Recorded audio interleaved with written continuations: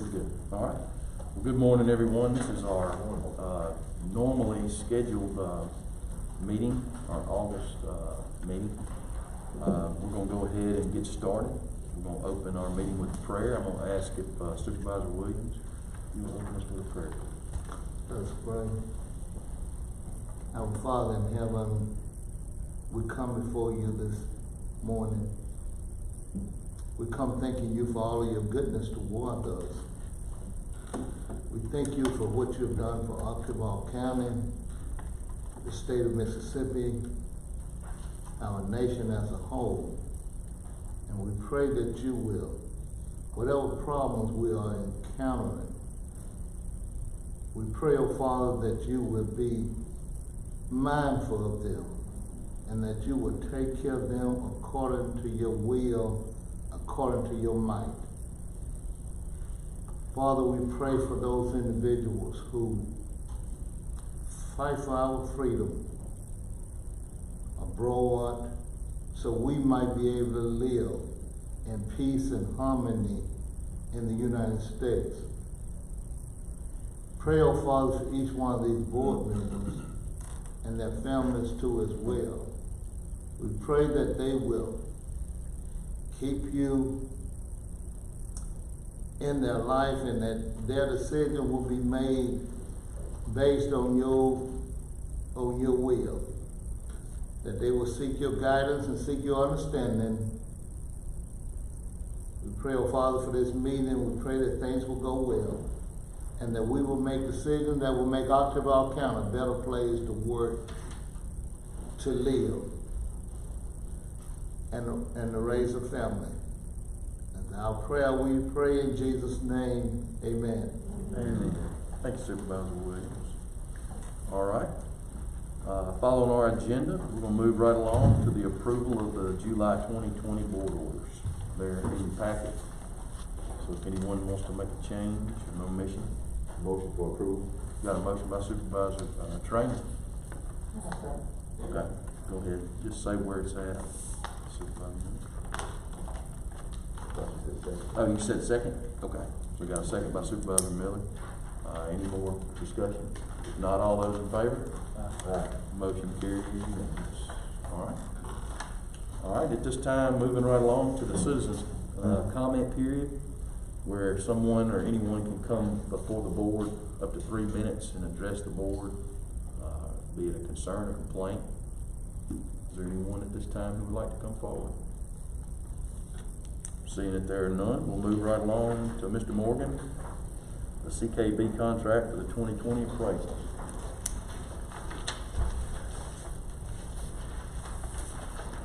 Good morning. Good morning. Everyone should have a copy of the contract with CKB Incorporated for another year of appraisal, real property appraisal, and the personal property appraisal. And I'd like the board to approve this for you. All right. Y'all seen this in your packet, need a motion in a second? Well, it isn't anything to keep us from approving, but there seem to be some data issues in here. Maybe dated that previously that wasn't changed on the contract before then. Talking about the 17 or something? Right. That's the, I'm trying to think, 17 will stay on there until next year, and then it'll be moved up to 21. Right. I'm trying to think what the call is. There's a couple, there's a couple days. I'm having a blank space on there. Security date. Security date, I'm trying to. I don't think there's anything wrong But with that date is correct, 17 what it should be on there. Yeah, but I think it's, compensation in turn, compensation in turn. Rather compensation in turn, there's some data issues. But you'll get a chance to take a look at that. There's nothing wrong with the contract itself. I don't think, I'm gonna vote and approve of it, but I do think there's some data issues in there. All right. Got a motion by Supervisor Williams, a second by Supervisor Howard. Any more discussion on the matter? If not, all those in favor? Motion carries 5-0. Thank you, board, for that. Thank you, sir. Have a great day. Anything else this morning? That's all I have. Yes, sir. All right. Landfill application, Mr. Dudley Walter. Good morning. Good morning. Good morning. Since my initial visit, Orlando and I had an opportunity to ride around on the property that I have requested to put a rubbish landfill on. And I wanted to follow up and reiterate my position and my desire to go forward with this rubbish landfill. So that's as brief as I can be, and I appreciate your time. I'd like for the board to consider allowing Attorney Robinson to draft a resolution of support for Mr. Waldrop's endeavor. I think it'll be beneficial to the area and also to the county and for us to support this effort. And I know there's a process that you have to go through, and I think having the support of the board would probably aid in this process, probably hearings and other things you have to go through. But I think initially, I think it's a good concept, and I think it would be beneficial to the county for us to support Mr. Waldrop's endeavor to establish the landfill in the Rock Hill community. I just have I have a question, a couple of questions, if it's okay to ask. We happened to eat at the same place this morning, Yeah. and we ran into each other, so and I meant to ask you whenever I saw you, how far away is this from the water lines and things like that? Is there gonna be any connector or anything like that? And the other question I have was, if it would be okay with this board, if he and I got together and let me find out a little bit more about how procedurally, because I know there's a procedure Absolutely. that you gotta go through. I would make that request. I want this to be done right the first time, all the T's crossed and the I's dotted. Mr. Pritchard and I have discussed it. There will be soil boring should we receive permission to proceed. And my land has a lime rock base, which is ideal for such an endeavor. So yes, I want to go through every step, and proximity to water lines, to creeks, to neighbors. I want it all. I want to discuss all of that. Is this the first step in getting DEQ's approval to find out whether or not it's a needed project? Is that the thought process here? Is that part of that? I will defer that to Clyde Pritchard. Clyde and I have discussed I think the first step here is to get a letter from the board saying we would like to know more about it. Then the next step would be for Mr. Pritchard to do his due diligence. And then. So the first step is for us to ask, is send a letter to you saying we would like to have more information in terms of trying to do this? Yes. And is that what we're asking for today? Yes. Oh, okay. Let me also. This may answer the rest of my questions. Let me also add in there That's all. that when the landfill authority was set up between Octorara County, Lowndes County, Clay County out here on West Point Road, I do know that in the development of that, there is some legal things that says in order for another landfill to come into that service area, that it has to be sort of go through that landfill authority that was sort of set up. I understand. Because, so I just want to let you know that you probably gonna need to. To go that next step. Yeah, go that step before we get too far down the road. Because there might be some sort of approval process. Will there be a report for environmental quality for any of the concerned citizens that are in the area? Is that something we'll also address? I think that would be a question for the citizens that live around the area. You know, was the concern of the environment with making it a new landfill. All that's gonna be part of the process. Yes. Yeah, to ask the neighbors and. No, it's a process, it's gonna be public hearings, and, I mean, it's going to be a pretty involved process going through it, so.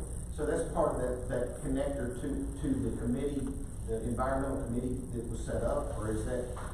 Tell you what, I'm gonna do the first part That of was this. set up so that, in a sense, there would be no direct competition to the landfill that was set up between the counties. I'm just saying, that's on the books, that's something that you probably need to Yes, sir. explore legally. I Make sure agree. that you don't get. I agree. So what I'm doing today is sending you a letter to ask for more information at this point, is that correct? Correct. Okay, thank you. Yes, thank you. And like Supervisor Howard said, I think that's a good thing to find out what that landfill and the area that it impacts, how their feelings on it too. When that authority was set up, there was some legal language in there that I think all counties agreed to, that before another landfill would come into that service area, that it would have to sort of go through them and have to be approved and okay. I mean, How I'm much trying they to can get put there. research all that for you. Yes. Then you know that that's out there. The board has already addressed this situation before, and our conclusion was that, Attorney Robinson, you would do some research and get back in touch with us and give, Mr. Waters some information on how he move forward. So we still, Well, if I can't move forward working for him, it's a conflict. So what I'm trying to do is make sure I'm keeping y'all right, that's right. separated. So from. I need a second for. Okay, so from us, our board order says that to give you the authority to do just that, to ask what, That's right. Okay. and see what the neighbors think, what the Golden Triangle Waste thinks, and so who made that motion? I made the motion. Motion by Supervisor Trainer, second by Supervisor Miller. Any more discussion? Well, this is Mr. Waters' second time coming to the board, so we should be moving forward with getting some kind of solution, to this problem, so we can kind of expedite it as quick as we can. One thing I would like to add, I do live on Walter Road, which is 3/4 of a mile past the former Pibahog County City landfill. And, we're at the end of the road, and I mentioned this in my preliminary visit here, that, we're seeing mattresses, couches, debris. People come out there, there's no place to dump, so the side of the road seems to be the convenience spot. And it's not only an eyesore to me, but to, the visitors to Pibahog County, to see this rubbish, mattresses, couches. And, I think North Starkville is, I think we're gonna see more of that as the community grows. People don't know about the regional landfill when they're hauling a mattress off or couch. They know where the one used to be out north of town. So I see a need. I hope that we'll all see a need, because I just think it would be a great benefit to this county. Thank you for your time. All right, thank you, Mr. Moore. I do have concern, is this a landfill for all of Octaville County? Would it be, we wouldn't necessarily allow, and I guess this is a research that you're gonna be able to answer in days to come. And then what type of rubbish too? Are we gonna limit, those are questions too, I think, that need answers to. Well, Mr. Walter, what kind of trash are you thinking to take out there? What I'm talking to Clyde Pritchard about, should this move forward, is a Class 1 and Class 2 rubbish landfill, which means I could take woody debris, I could take demolition from construction. I do not care to be an asbestos receiver, No. I'm just taking debris that, I don't want to contaminate my property with something that somebody else has set up to handle, but I can handle limbs, construction debris, what have you. Mr. Waldrop, is it okay for me to have conversations with Mr. Pritchard? Absolutely, Okay, please thank you. do. Thank you. And two, Rob, I tell you another thing to ask would be, the obvious thing is the landfill that's out there now. I know it's closed, but to make contact maybe with the city to see what their plans are. I think they're wanting to open it back up. In fact, I know they are, so just to see where they're at in that process also. So we, well, Just by way of clarification, rubbish field and landfill should really not be mentioned in the same sentence. MDQ sets criteria for class 1, class 2 rubbish field, and the materials that can go in there. What they're generally non-hazardous, as Mr. Walden said, construction debris, limbs, mattresses, that type of stuff.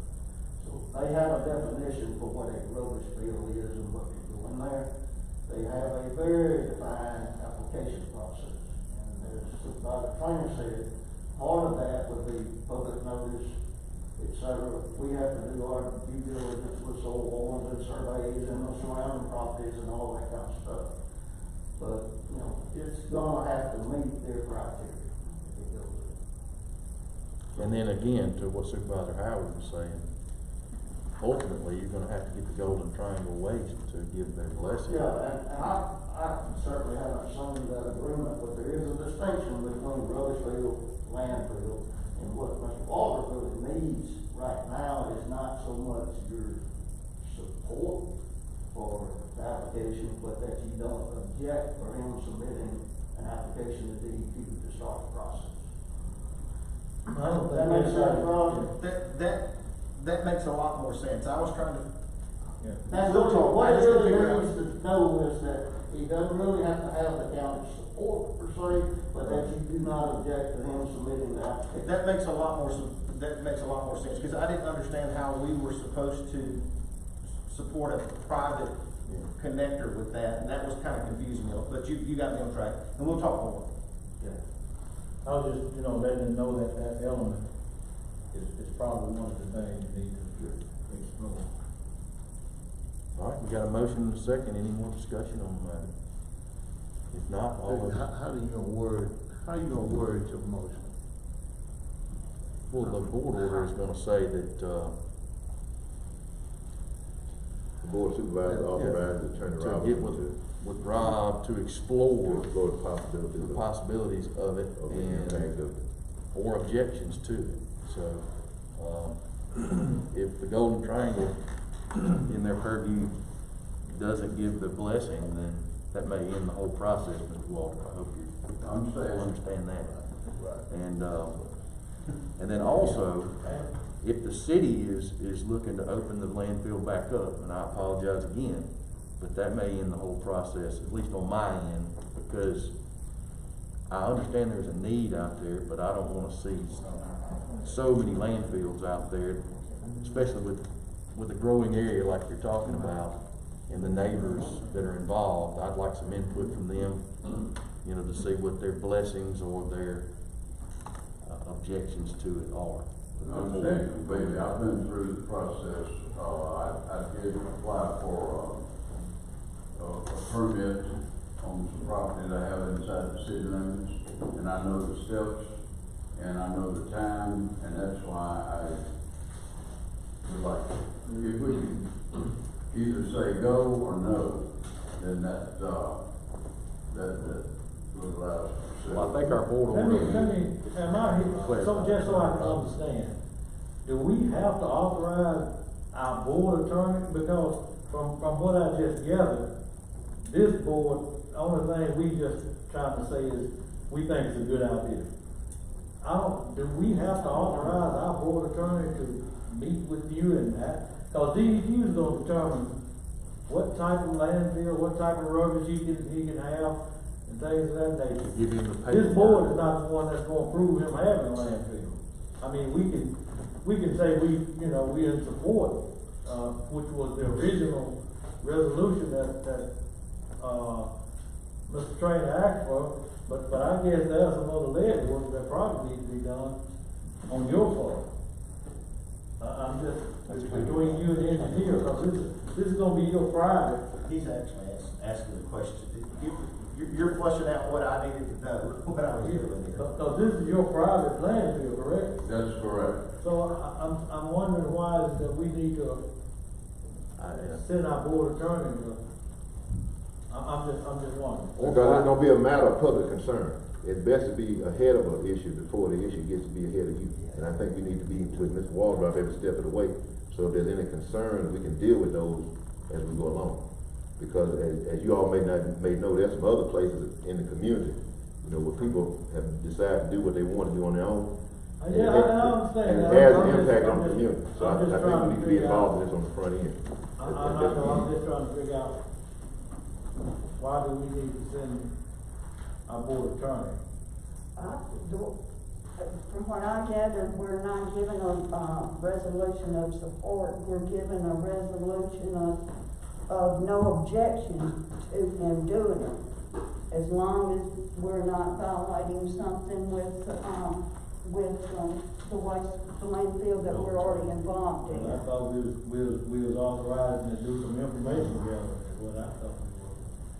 Yeah, that's what we did, but he just really said he needed a resolution of no objection. May I add one more thing? I did visit a rubbish landfill in South Philip that's been in operation since '96. He is in competition with another landfill in Chickasaw County, and they also have a regional landfill there. And what he did was he filled a need.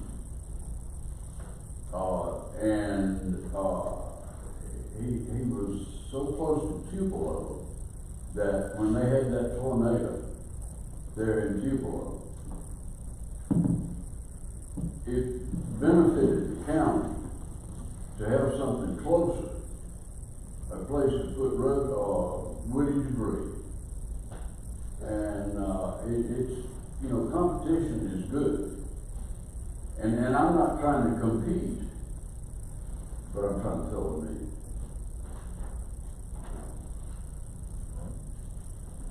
So to that, maybe our board order should read differently, after hearing what you're talking about, Supervisor Howard, to give in other words, like Ms. Garrett was saying, that we're not objecting to it. And that way, that'll give you what you need to attempt to move forward.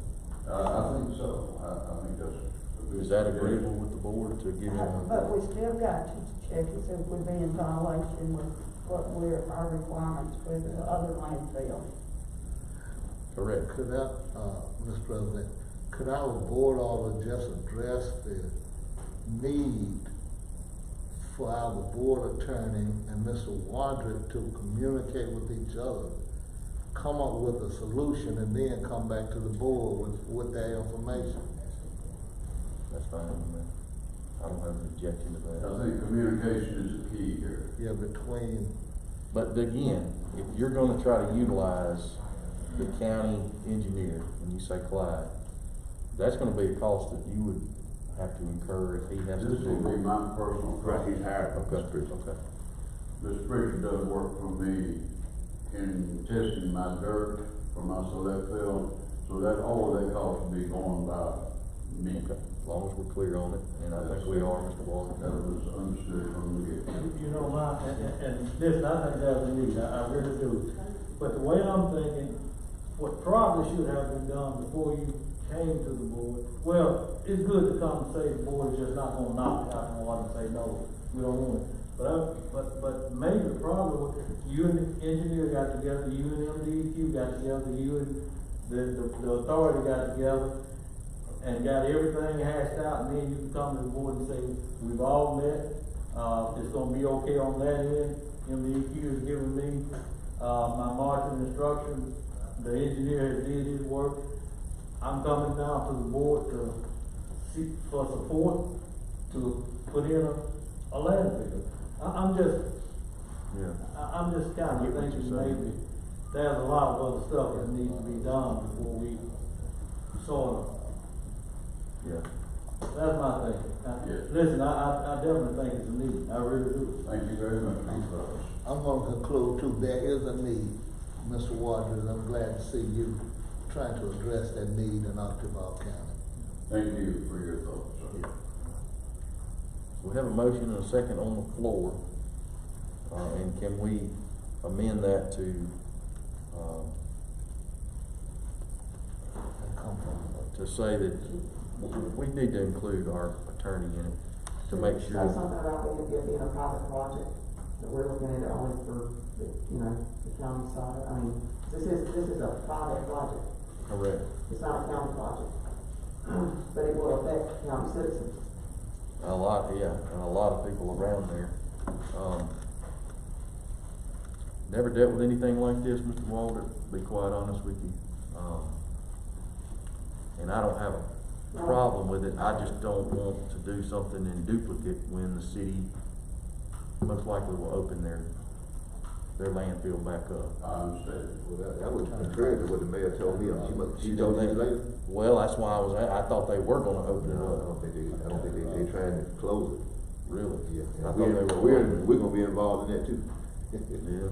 It was my understanding that landfill was out of compliance, and I've asked numerous times about the status, that it was out of compliance with the DEQ, and that they were actually looking for someone else to fill that need. Okay. Well, and that's news to me. I knew they were at capacity, and so I thought they were trying to do something to create more capacity, but they very well may not, so. Go ahead. I've got a suggestion for this, is to allow the attorney to research a private project that will impact the citizens of that community, making certain that there is nothing that would disqualify the county from not objecting. And if that occurs, I can write the letter. After that research is done, write a letter in response to this. That would take care of what he needs to move forward, and it would take care of what y'all need to make certain that we're not violating some kind of contractual obligation we currently have. Okay, good deal. So that would be our Supervisor. motion. Trainer. Command it. Yeah, let's amend it to that. So we have a motion by Supervisor Trainer, second by Supervisor Miller. Again, any more discussion on the matter? If not, all those in favor, say aye. Aye. Aye. Motion carries. Thank you, Mr. Walker. All right, we have a salary study, moving right along to Dr. Green and the Stennis Institute of Government. Thank you all. It's a pleasure to be here. Sure. Pleasure to be here. I'm actually along just in case you all have any questions. Ms. Claudette Jones is our expert, HR expert, and she will present to the board. Sure, go ahead.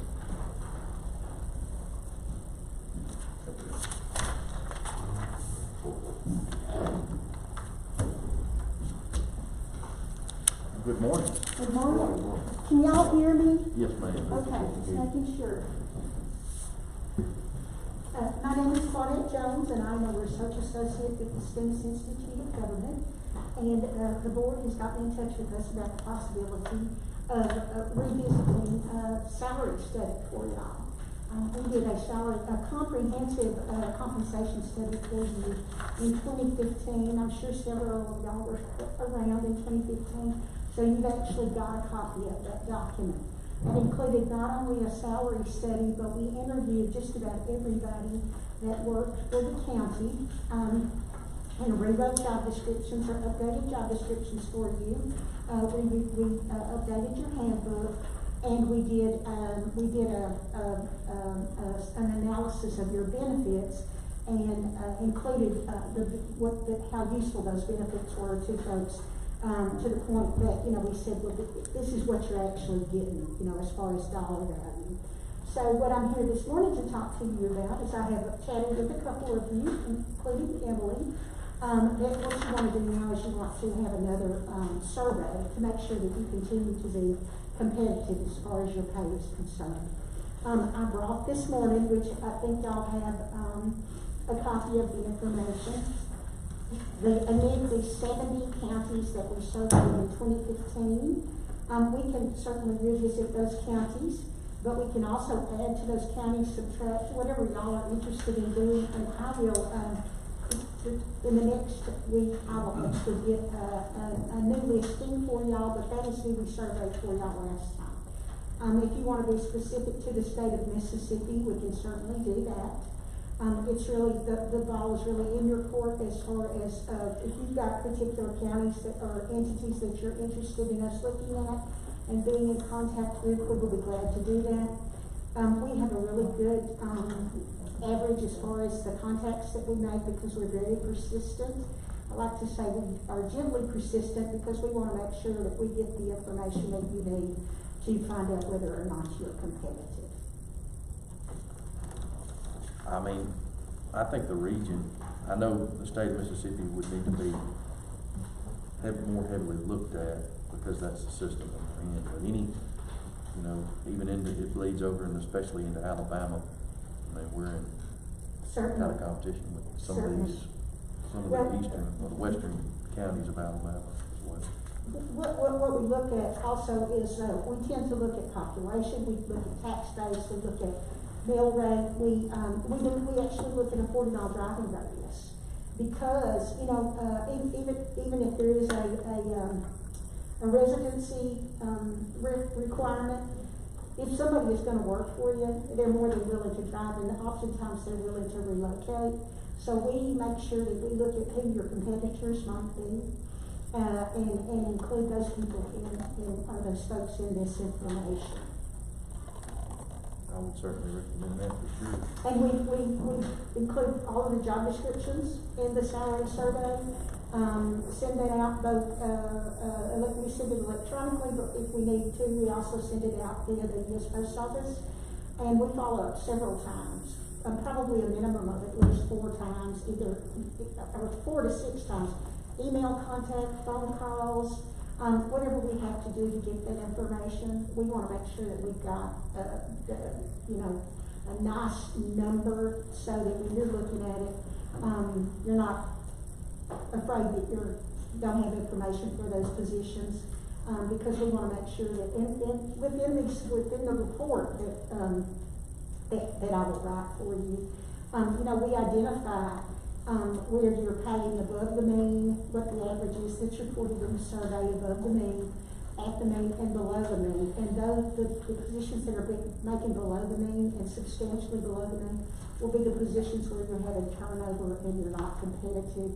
And a lot of times those are positions that, you know, they might not be real glamorous jobs, but they are very, very important jobs because, you know, services are what people are, you know, like a service. I mean, you know, trash collection and debris like the gentleman is talking about. Those sorts of things are the kind of things that people are going to call y'all and complain about. So we want to make sure that you continue to have services and have the folks to deliver those services. What do you need from us, ma'am? I mean, as far as information? Well, I haven't written a proposal for you yet, so what I will do is this week I will write a proposal for you. Basically, I'm coming to present. My boss told me last week that he had spoken with Brickley and that she had made mention that y'all were interested in us doing a survey. Y'all wanted to revisit, and I would like to applaud you for staying on top of this, because a lot of times people don't know. They know they've got a problem, they know they're not competitive, but they don't move forward with it, and y'all are revisiting this on it seems like on a 5-year basis, and that's a really good idea, because that way you stay competitive. What I need is I will put together a proposal for you, and I will submit that to, you know, which is a fee schedule, with new counties. Please feel free to get in touch with me if you have people that you want me to survey. I brought this so that you could look at it and, you know, if you don't like, you know, if you want to do something else, or you heard, you know, somebody else is paying, because a lot of times what happens is folks will that are working for the county will come and they will, find one of y'all and they'll go, my job over there in so-and-so county is, they're getting paid, this kind of money, and, why aren't we making that kind of money? So if you've heard any kind of comment like that, we can certainly include that county. But what I'll do is I'll put a proposal deck together for Emily, and she will distribute that for y'all to look at, and then the next step would be for you to the funding and for us to start, and then we will move right on with you. I'm sorry, it's right here with the master. Did you say you would put a proposal together on the cost? Yes. Okay. And, I heard the presentation at Rotary, and that's the reason I brought the idea back to the board again, because not just do I think it's important when people are saying maybe we're not, but if we are one of the highest paid counties, I think it will continue to allow us to attract quality employees. And I think that's a good thing to know as well, is you need to know if you maybe aren't competitive with your fellow county, but if you are more competitive, then I think that's a good thing too, in drawing employees to work for you, more quality employees. Absolutely. Well, when y'all had requested, when Emily had requested in the 2015, when we did that benefits analysis, and I did kind of a little case study of, you go in the hospital and you have this procedure done, and, those numbers were, made, I looked at, what something would cost.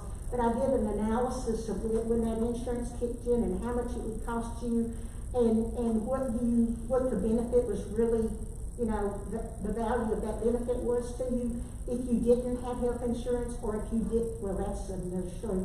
Or if you didn't have the deductible that you got, or, but it really showed that, people don't realize the value of benefits, because they're kind of this invisible thing that, when you sign on to work for somebody, you've got health insurance, which is kind of it's starting to be a thing of the past. But you've got health insurance, you've got life insurance, you've got disability insurance, you've got any number of things that are unbelievably valuable to you that you don't really realize how valuable they are until a coworker dies and their family benefits from that life insurance, or someone is hurt and they've got a short-term disability where they are covered in that short-term, they've got a long-term disability. So all of those things, people don't really realize what they've got going for them. And so it's right there with what you're saying. If you're a well-paying county, that makes you a more attractive employer. This board has always been super supportive of our county employees with a 3% raise every year, which is very uncommon every year. If you listen to the comments when we go to the Board of Supervisors meetings, not a lot of county boards don't do that. And I think in continuing to move forward to make sure that the salaries are very competitive, I think this is an important study once we know the cost of it. Okay. I make the motion for her to make a proposal to us, so we can come back and review this, if the board would like that. All right, motion by Supervisor Miller, second by Supervisor Trainer. All right. I have a question. All right. When you did your last study, did you include those individuals who collect trash and garbage? Oh, yes, we sure did. Yeah, everybody that works for the county. Now, is that let me revisit that. Is that a contractual situation? That's more contractual gold dragon plan. It's No, not we really, didn't. not really No. up to our county, We didn't. but No. it wouldn't be a problem, I don't believe, with you, other counties might have that kind of information available. I would say this, I can ask, but when you do a private contract, that employer lies outside of the purview of the oversight of the county, other than that they administer the contract. The chances of a private employer giving me salary information on individual positions is Well, we really sketchy. not. You know what I'm saying? Because that's like me going into private industry. Let me back up for a Okay. minute. The individuals who collect trash for us are not really private private employers. If they're on your It's not- payroll, The It's trustee. it's not private. are they on your payroll, are they on the county payroll? They're trustees. They're not. Only. They're not on the county bill. Yeah, I can't in all honesty tell you that I can get that Do information. the best you can, I can try, okay? but I'll let you know who they are and, well, let me give you an example. We actually had worked for another agency where we were able to, talk to agencies across, in other states, because it was a state agency, so we did a survey for a couple of positions in that particular state agency, 4 positions. And they wanted us to survey private industry. So we sent out to private industry, and we were gently persistent, as is our manner, and we got information. But it's a whole lot more difficult to get that information, because private industry has no, they have no, they don't have to report, not have to. Yeah, they have no responsibility, they're responsible to the contract. I But understand. that's Emily and a number and, you know, like, Yeah. their contract, they fulfill the contract, but their in-house behaviors and, the way that they handle employees and the way they classify that sort of, that's private industry and that's really totally different.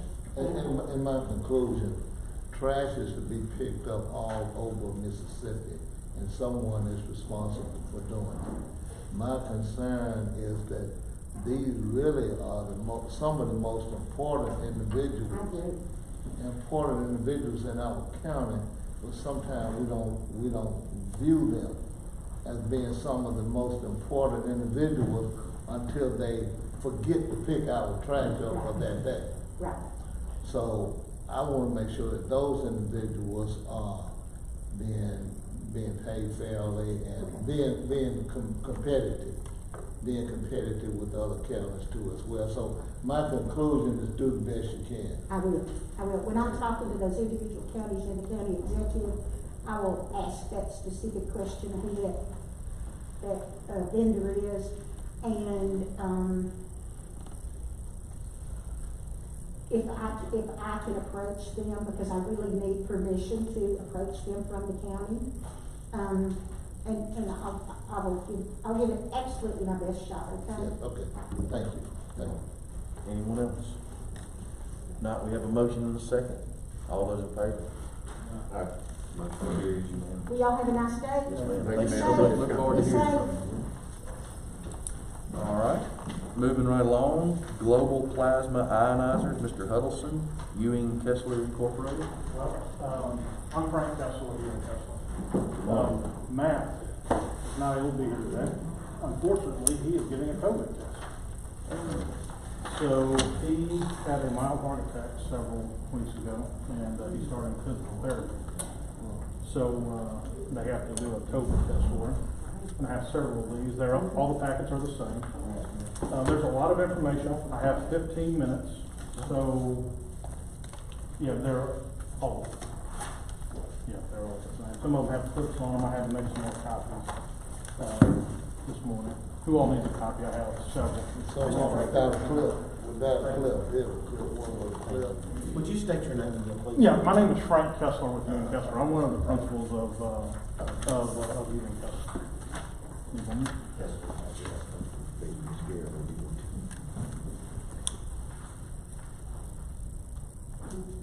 Does everybody have a copy? That's the last one you got, I just looked over the All right, so I guess I'm gonna. I just looked over That's fine. I know the information, like the back of my hand, so we can talk as much as y'all wanna talk about it. First, a little introduction as far as who I am. Frank Kessler with Ewing Kessler, rep principal. We've been in business since 2005. We are basically an engineering solutions company. And we get involved with what I like to call the crazy, all the way down to just the common stuff day to day when it deals with HVAC systems. What I want to talk to you all about, we'll just give you all an introduction of what global plasma is. Okay, basically what it is a needlepoint ionization. And you'll hear several things in the industry, they'll call it needlepoint bipolar ionization. They'll call it plasma. They'll call it cold plasma. You'll hear it called ionizers. Okay. GPS is the one who kind of reinvented the plasma system. Okay. It's been around since 1879. And the presentation goes through that. It was a guy in England. Okay, and basically what it is that we're dealing with stuff on a molecular level. So we're dealing with, if you remember back to whenever you had chemistry and you're dealing with electrons, protons, and neutrons, we're dealing with what they call electron volts. Basically what the system is an air cleaner. It goes into your existing air conditioning systems. It doesn't create any more pressure drop. And basically what it does is it creates what they call a plasma filter, which is basically positively and negatively charged ions. It goes out into the space and it cleans the space, okay? So a lot of times I get involved with stuff like hospitals, clean rooms, trying to get rid of B.O.S, okay, which are off gases from generators or smoking, stuff like that. I originally started looking at global plasma about 7 years ago. I was involved with a project at North Mississippi Medical Center with a guy by the name of Todd Davis. They were going, and they were actually transitioning their campus to be nicotine free, okay? So the first step was that they were gonna take and they were gonna move the smoking area to one location and make it 98% nicotine free. So everybody's gonna get moved to one location. So administration goes, put everybody in the courtyard. Well, the problem is they moved it to the courtyard, and all the outside air intake was there.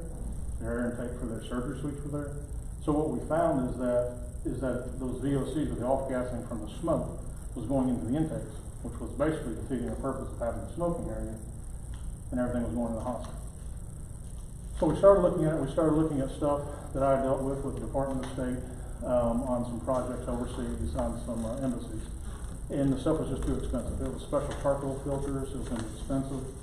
And that's where we came across the neopan ionization. It's all, you'll also see it, static filtration. That's another name that's used for it. And basically what we did is we put in the original, which was a static filtration. Basically what it does is it cleans it. So we put these in the outside airstream and basically got rid of all the smoke, okay? It gets rid of formaldehyde, all of your oxane, like it breaks down your carbohydrates. So it breaks all that down, breaks down your pathogens. So viruses, and so your viruses and your bacteria and mold, it kills them, okay? So now we're gonna take and we're gonna fast forward to our current state of what we're in. Somewhere around March, we got information from the guy, the inventor of this product. His name was Charlie Waddell. And he told us, he said, look, he said, I'm pretty sure that it'll kill COVID.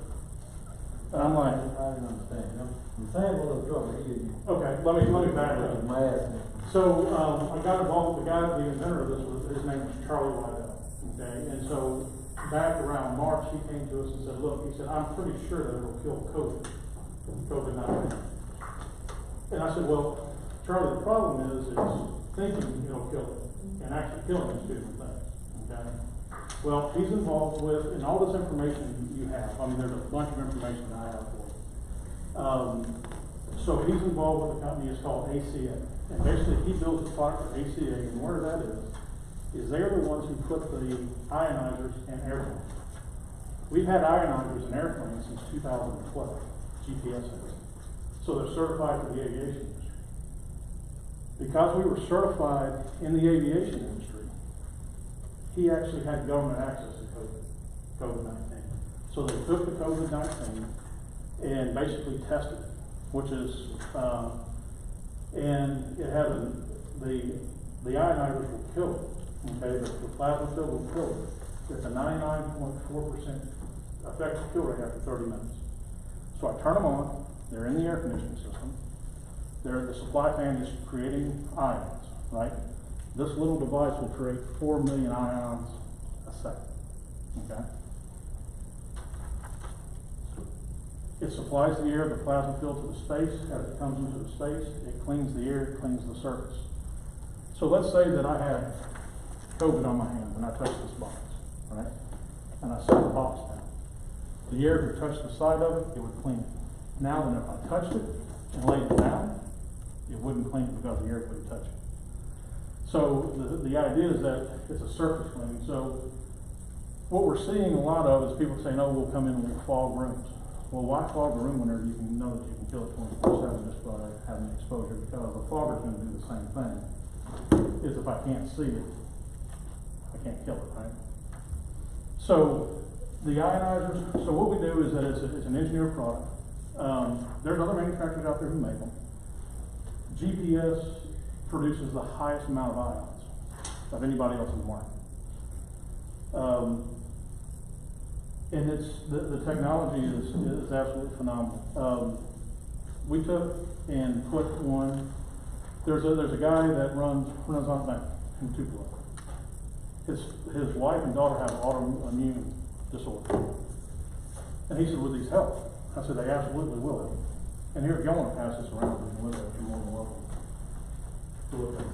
So that just goes in the AC unit? Yeah, so what happens, the way that it goes in is that basically we have magnets, and we just put magnets on it and slide it right into the air conditioning system, right into the fan.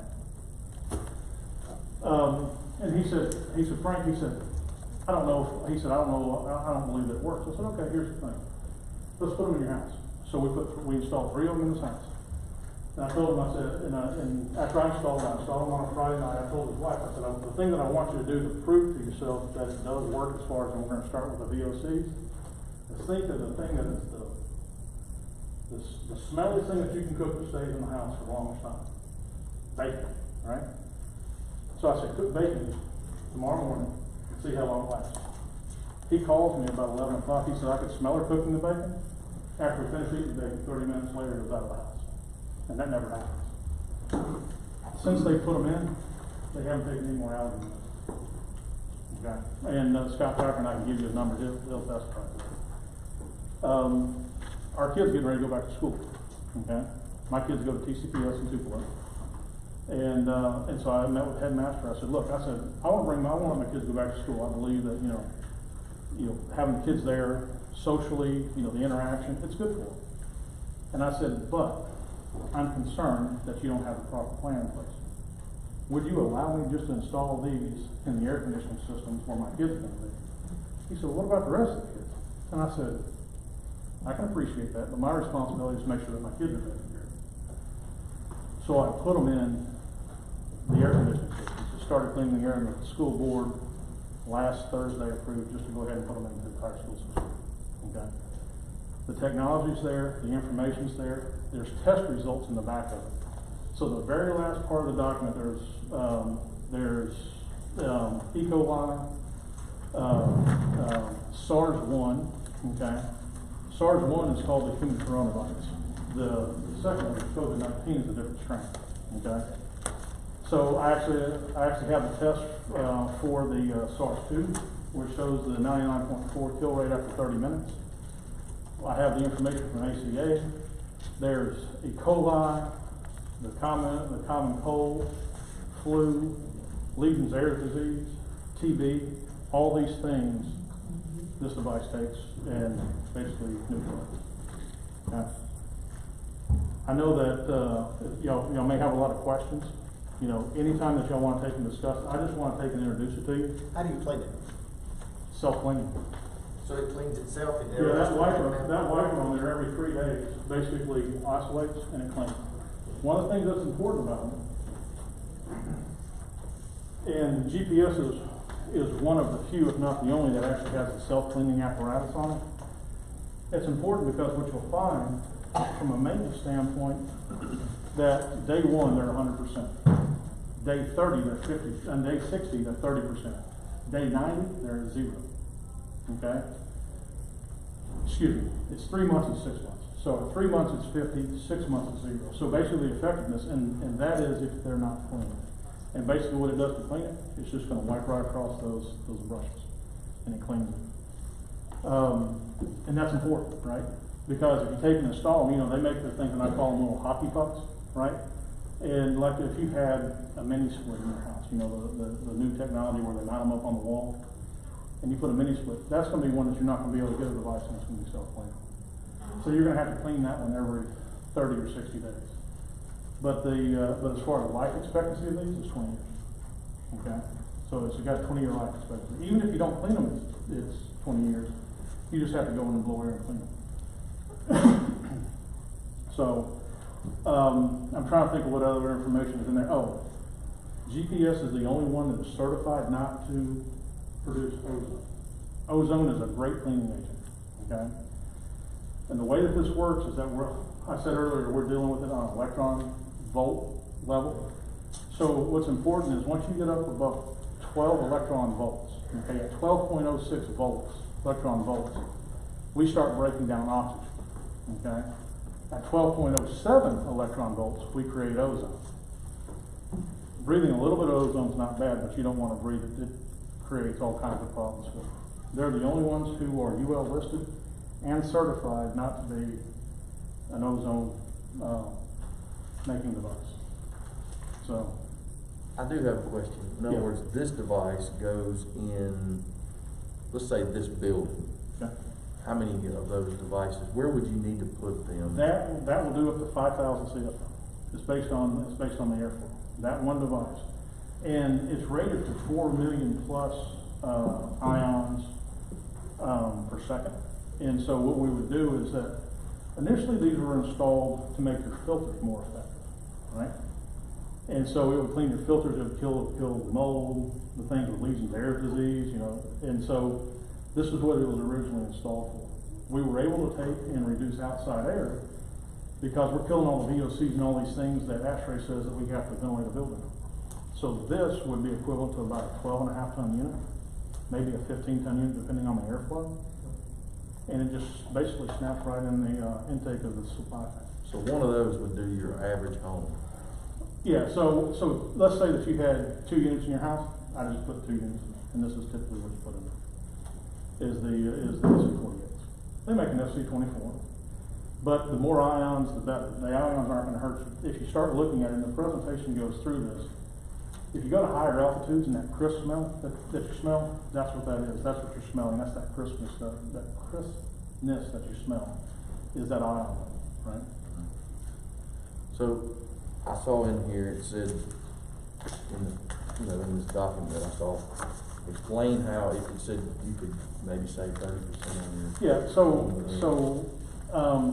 the other thing that I got involved with is after we went through the process of cleaning up the air for the smoke and diesel fumes from the generator, is we started looking at it from an outside air reduction. So what happens is ASHRAE, which is the American Society of Heating and Refrigeration Engineers, they tell you that you have to ventilate a building at a certain rate, okay? And the easiest one to pick on, because all buildings are different, because this is limited use room, it has one airflow rate, but let's pick on a school, okay, because they're easy. A school requires by ASHRAE, if I go by their code, okay, which is just, I don't have any other devices there, that basically I have to put in 15 CFM per student, okay?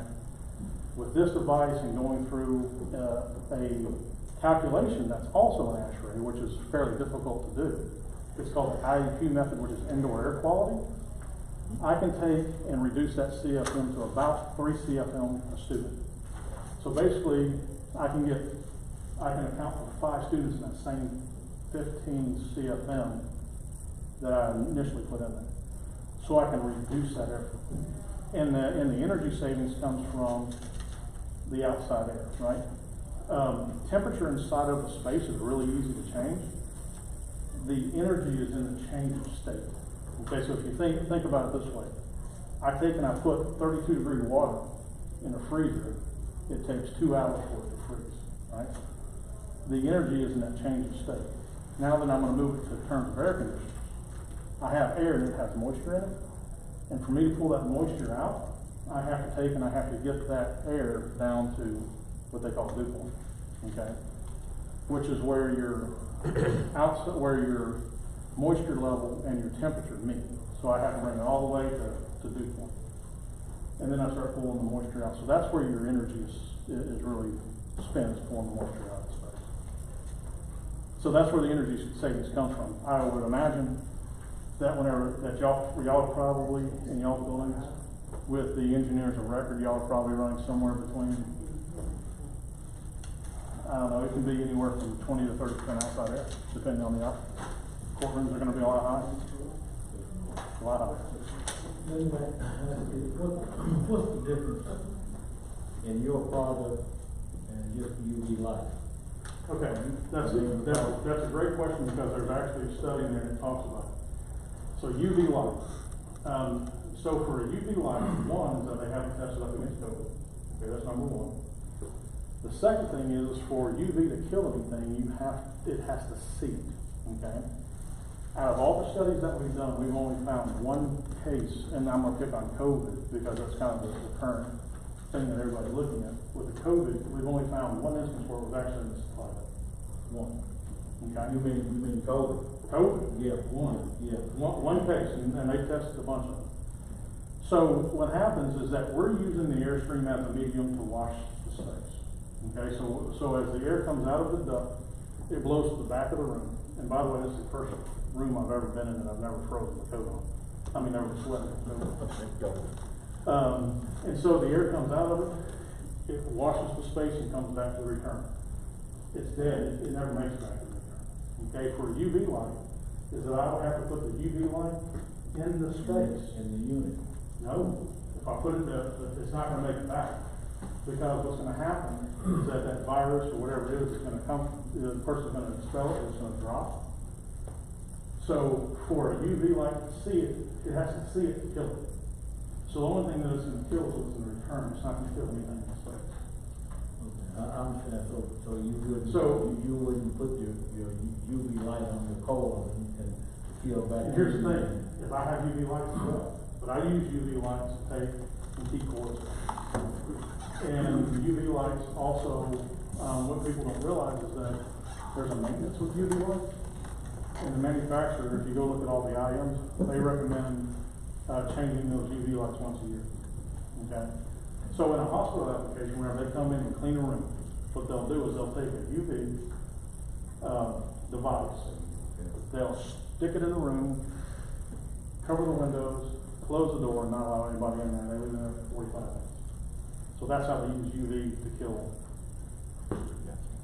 viruses, pathogens, all that in space. So that's a great question, and that's the biggest. And you mentioned about killing COVID-19. Yes, sir. And there's a lot of companies out there that sort of pushing that their products will. And it's based in science, but it's kind of a stressed out science that they are based in because most of these tests, and a lot of them is feline COVID, is what they are testing. But most of these tests are done in a lab, in a controlled environment, where your temperature doesn't change, if nothing disturbs it. It's all done right there in this controlled environment. But it hadn't really been done out in the public, out in high touch areas, doorknobs or whatever. So a lot of people are touting that it kills COVID, and it is sort of based in science, but it's way stressed out science. So two things is one, if you'll go past the presentation on that, right past the presentation, you have a staple document, which will be the brochure, and directly past that is the actual test that was done by ACA, okay? We know definitively what we have, that it was tested up against COVID-19, not the feline version, but COVID-19. The government said, here's COVID-19, you're in the airlines, we gotta get these people back flying, okay? So that was the only reason that we got it, was because we produced the product. And we can go out on the FDA and look, and we can prove where it has actually been approved through FDA as one of your. The FAA, there's I actually provided the document beside that. Directly behind I think it's Innovative Bioanalysis is the company that did it. So if you keep on coming back in it, it'll be, so the Aviation Administration, it actually talks about it. It's actually certified for it, and it is approved in Gulfstream, if approved in the Boeing, Gulfstream and Boeing exclusively using that. American Airlines and Delta in the process of installing all their airplanes that are older, that are not leased by Boeing or other manufacturers, whether they be Airbus or stuff like that. So yes, you can go out there, you can find it. It may take a little digging to find that information, but I provided the information from ACA, and it should be in, I believe, in the first or second paragraph of that ACA document that actually tells you that it is certified for airline aviation. Now, definitively, one of the things that we have to do is that we have to hit a certain level of ions per cubic centimeter, and that number is 1,500. Okay, so if you think about, and I don't know how big 3 cubic centimeters are. I know that whenever I was going through school, that we were supposed to go from the empirical system to centimeters. I can show you what a cubic inch is. A cubic centimeter is kind of out there, but so we actually come in and after we install, we actually test to make sure that we're getting to that level of 1,500 ions per cubic centimeter. And usually we'll leave it on and let the system run for a couple hours. But the life cycle of the ions is 60 seconds. Okay, so if I install it in a ductwork system that's really, really long, I've got to get closer to the diffusers. I can't put it down in the space, down where the air handler is. I know that my life expectancy of that ion is 60 seconds. So in 60 seconds, it's going to attach to something else in the space or in the ductwork. Okay. So I have to make sure that I'm hitting those levels when I go in, and I don't just, oh, hey guys, this will work. No, I've got to come in and I've got to apply it. You know, I can't just say this is the one shot for everything.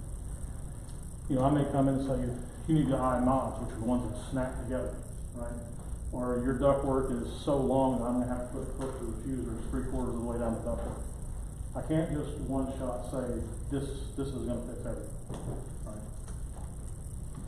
But I do know the technology works, and I do know that I have it for my kids in their school, and I have it in my house. North Mississippi Medical Center is in the process of procuring the money to put them. They're going to start with all their nursing homes. They're going to work from their nursing homes to the clinic, and then they're going to go back into the main unit where they have a great infectious disease control system, right? So they have these guys that's all they do is make sure that we have HEPA filters. So if you're in a system with HEPA filters in the clean room application and you work on that design, I'm turning that air over all the time, right? So I'm turning over at a fast rate. You know, I've been into a couple of ORs, but while they were working, but most people never go into an OR unless they're having surgery, but then you don't know it because you're usually under drugs, right? So you're always knocked out. But they turn air over faster. It's like a big wind tunnel inside. So I know that I'm approaching 15 minutes. I don't want to intrude on anybody else's time, but I'll answer any questions that you have. Well, I think it gives us a lot of information to look at, of course. Yeah. You know, if you can, yes sir, maybe give us some cards and we'll certainly.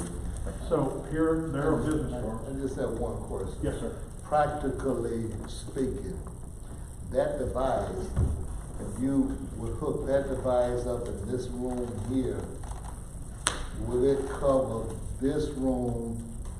And then in addition to my question, how much will it cost? We hadn't talked anything about how much that device would cost. Install cost on this one is about $1,000. Cost of the unit is $500-600.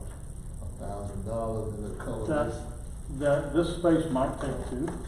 This looks, I mean, as far as the airflow, I have to see what the airflow is, but I imagine being a courtroom that the airflow is higher, because what happens when they design for courtrooms, they want a higher turnover rate because they're worried about smells and stuff coming from inside of the galley, right?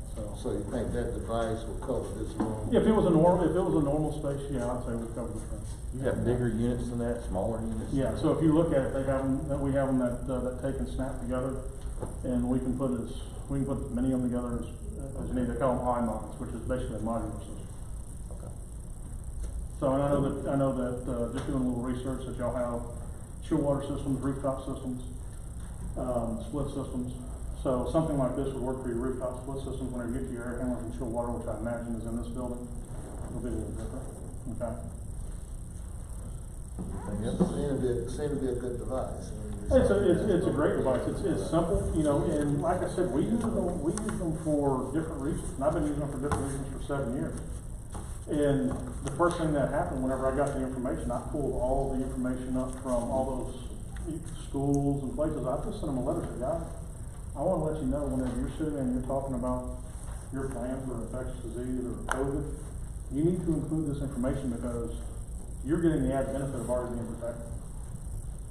So in, AI DuPont, Boston, AI DuPont Children's Hospital, Boston Medical, St. Dominic's in Jackson. Let's see, just, the list just keeps going on and on and on. I mean, it's to the point that I've just had to order, 500-600 devices just to have them for people coming in off the street. To say, hey, listen, I want this, I want to be protected. And then, we can take and show y'all's people how to install it, or we can actually, provide the installation features. We typically don't install anything. We provide stuff to contractors to install, but, it's one of those things that we see a need and, we're out there saying, if you need these installed, that's kind of roughly what the cost would be. But we can take and do surveys or whatever y'all need to do as far as for. See how many we would need. Yeah. Okay. So, I just wanted to provide y'all with information, not really coming to the board asking for anything, so, I just want to answer your questions, and I'm available. There's a lot of telephone numbers on the stars. The only one that you can get me on is my cell phone. I live in Tupelo. Do y'all have cards over there? Yes, sir. I live in Tupelo, so, I'm about an hour and 15 minutes away. We got one. You got one? Okay. So, that's it. Mr. Kessler, Thank you. certainly appreciate, Mr. Ewing, I appreciate you coming and, Yeah, I'm Frank Kessler. Chris You are Ewing, Kessler. Chris Ewing is my business partner. Okay. Well, I appreciate you coming, and like I said, we've got a lot of stuff to. There's a lot of stuff, there's, the presentation does a pretty good job. Also, if y'all want the information electronically, I have the information on a USB drive. And that's the full presentation. I had stripped some of the information out of it, but that goes through everything. The one thing that you'll notice whenever you look at the presentation is that it talks about there's a human coronavirus, and it says that the kill rate is 90% at 60 minutes. That was tested with the human coronavirus, which was the original one back from 2012, I believe, which was 229E. The current test that you have shows it to be 99.4 at 30 minutes. At the same, because actually the coronavirus that we're dealing with now is not as bad a virus as the original one we dealt with. So. We certainly appreciate it. One more thing about the cleaning, you said that thing oscillates on those brushes. Yeah. But if we got it beyond that, do we need to clean that off, replace the brushes? No. Do we need to? Nope. 20-year life expectancy on this. You don't have to do anything. You put them in, and you basically have no maintenance to it. I know it's hard to believe, but it is. So, whenever you turn it on, the first thing that this thing does, it goes through a cycle. If you want to test it, it actually has a button that you can take and it'll just clean it. It's right here. And it's a self-alarming device, so if the light is on, it's working. If it's off, then it's working. Anything else? Anybody have a question? But again, cell phone is the only place to reach me, because I'm always on the road. Okay? We certainly appreciate All it. right, thank you. so much. Thank you. Thank Yep. All right. Moving right along, Clearwater Group, Mr. Barber.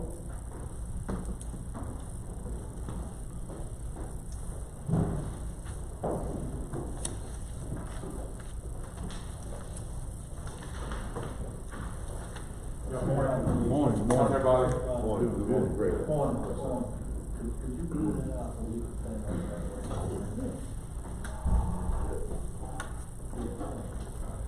Thank you very much. Thank you guys for having us. Just here to answer any questions and kind of give you a debrief regarding what happened in the legislative session this year. I think you probably are all pretty familiar with the dollars that are coming to Oktibbeha County. As you know, of course, we are the government affairs firm for Oktibbeha County. And it was a very successful year. We feel like we walked away at the end of a really odd legislative session, which of course was extended because of COVID. Your board attorney might be pretty familiar with what happened.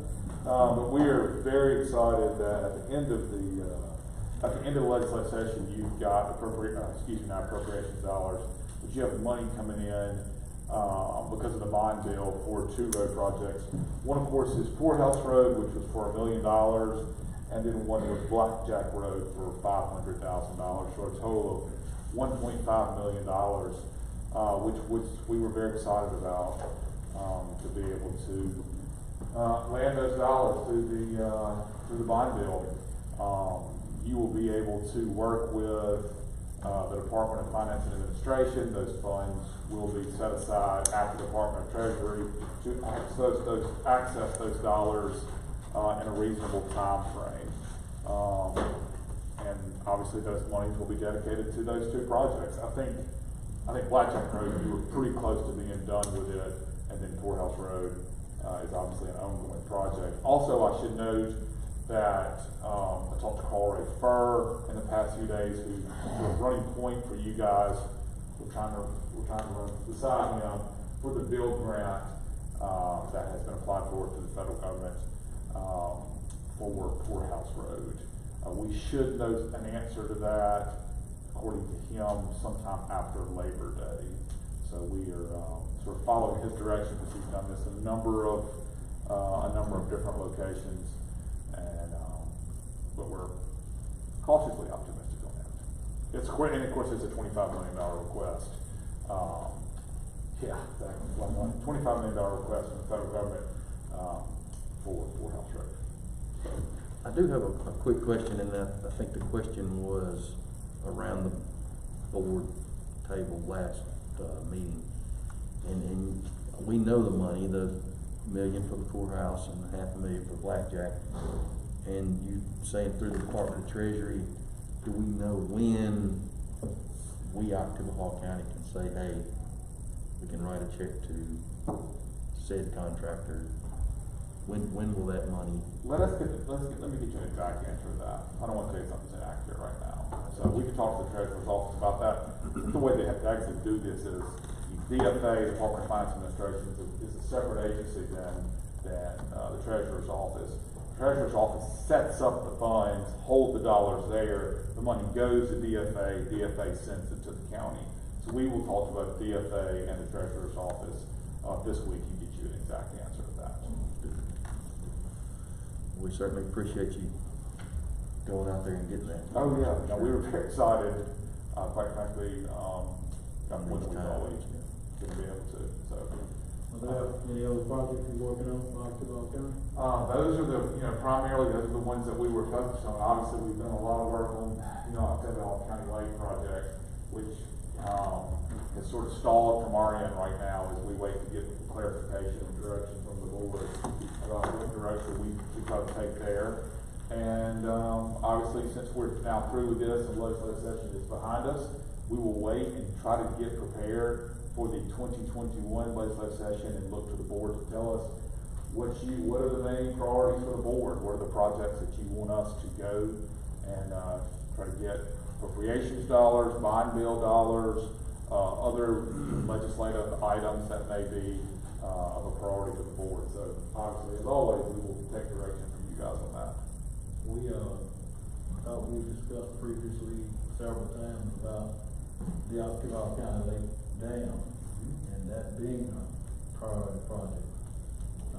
But to this point, we hadn't had any financial promises or help coming this way.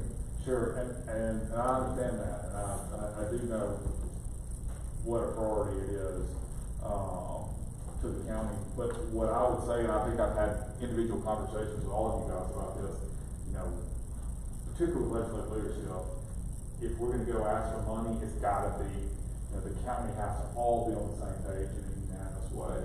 So that's sort of been our struggle, to be able to go and try to get dollars for where the lake project is, I mean, they're basically looking at us and say, okay, we gotta have 5 of those, unanimous support. If it's something particularly outside of a road project or a bridge project, something like that. So that's been the obstacle for us to have to overcome. So what you're saying, and what you said before, Yes, sir. that you would love to see this be a 5-0 vote in order for you to move forward and have better possibilities of securing funding coming from this board in order to send you that direction. Well, what I would say is, it's obviously up to the board to determine what direction you guys want to go with the lake, how you want to support it as a board and individual members. But for us to be able to get any kind of particularly serious appropriations, we're going to have unanimous vote. That's just the long and short of it. Up to the board attorney, I hope would agree with me if he's a member of the legislature. 100%. Yes, sir. So, but obviously it's not my job to tell you guys. I do understand. Yes, sir. I just wanted to make sure it was Absolutely. clear that if the board is serious about trying to go to secure funding, that we would all be in agreement, and in unison in order to send you along those directions. Yes, sir. It would take that. I have a Yes, sir.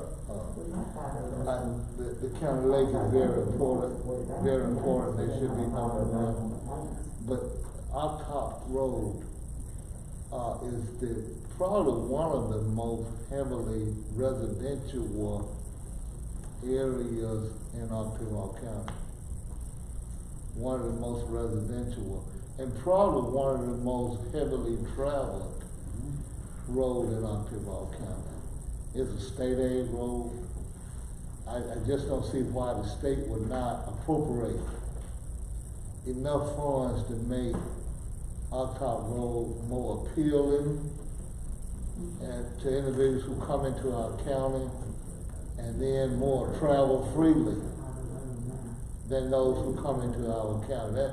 That should be an easy kill there. Yes, sir. If you worked on it. Yes, sir. And I'm not familiar with that road, but what we could do is if Octok Road is a priority for the board, we will put it at the top of the list in terms of roads that you guys want to try to get into the next line bill of 2021, or however we can find. Don't put it above the county lake, or the county lake. Well, that's up to you guys, but if it's at the top of the list, yes, sir. We should, in terms of road development, that should be considered, Yes, sir. Octok Road. Is Yeah. that in your district or somebody else's district? That's in my district, Your but district. I don't think it matters. No, I'm just so I can get a geographical It's just feel that for it.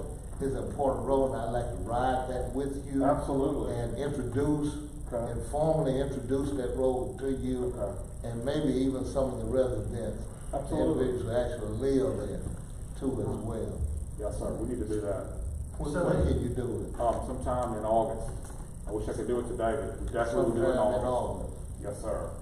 Mid-August, late August, I tell you what, let me do this. I will text you on my way Text home me. after I look at my calendar. thank you, We've done this before, we'll do it again. thank you. Yes, sir, of course. When you do come, and again, the county lake, don't put it above the county lake, but Maven Sturgis Road, same thing. So the day you come and look at Octok Road, and I hate to say, it's a state aid road, it's probably the roughest state aid road in the county. Yes, sir. And I should say this, legislative leadership in both the House and the Senate, they're big fans of Oktibbeha County, they're big fans of what you guys are doing, they certainly respect the way you guys, as members of the board, work together. That's why you've got the respect and the support that you give, because they know these are serious projects that need to be done in Oktibbeha County as a priority for the state. So that they understand from your perspective,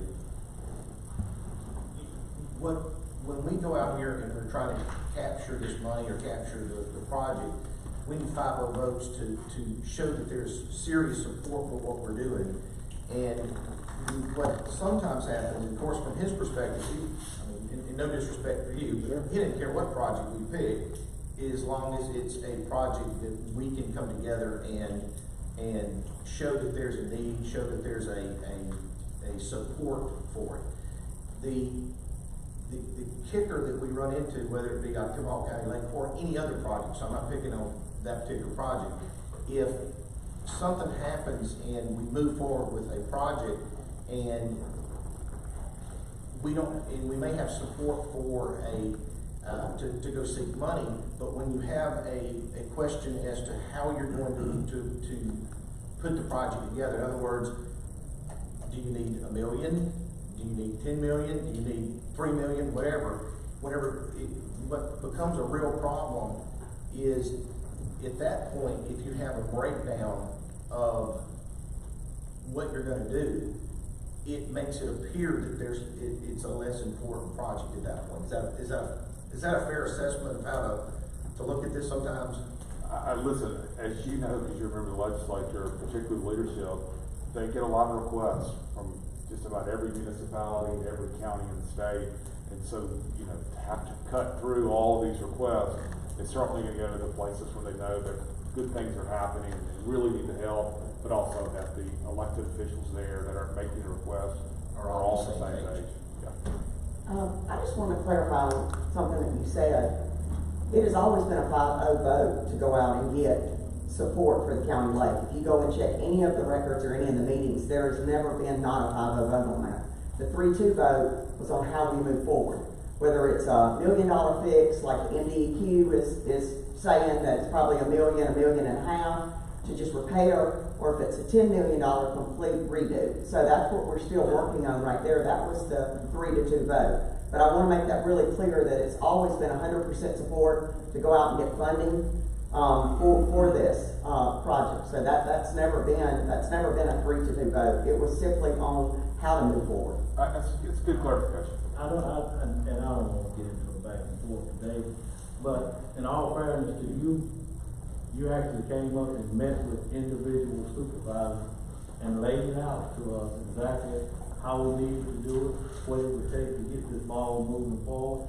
And it would have taken a 5-0 vote coming from this board of supervisors that said, Occidental County Board of Supervisors were on board at supplementing this amount, and we needed you to move forward with this amount. To this point, that has not happened. So I'm not gonna get into a back and forth today, but to this point, this board has not given you a 5-0 vote, moving forward with that. I think we should go back and review the minutes on that, because there has always been, if there needs to be some clarification on that, there has always been a 5-0 vote on this board supporting, even if you go back to last term. Apparently, he had to move forward, so apparently it's not.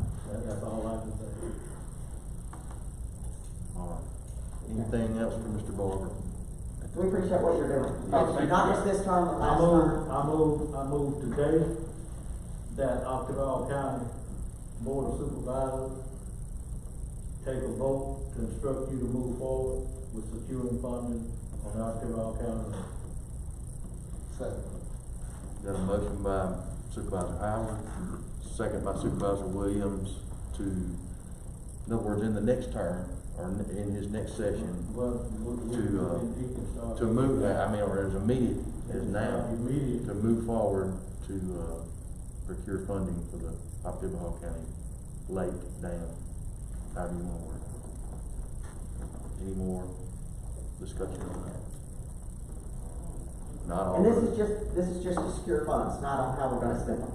Right, That's never been a yes. question. We're giving him marching orders to look to the next cash. He has explained to us what he needs.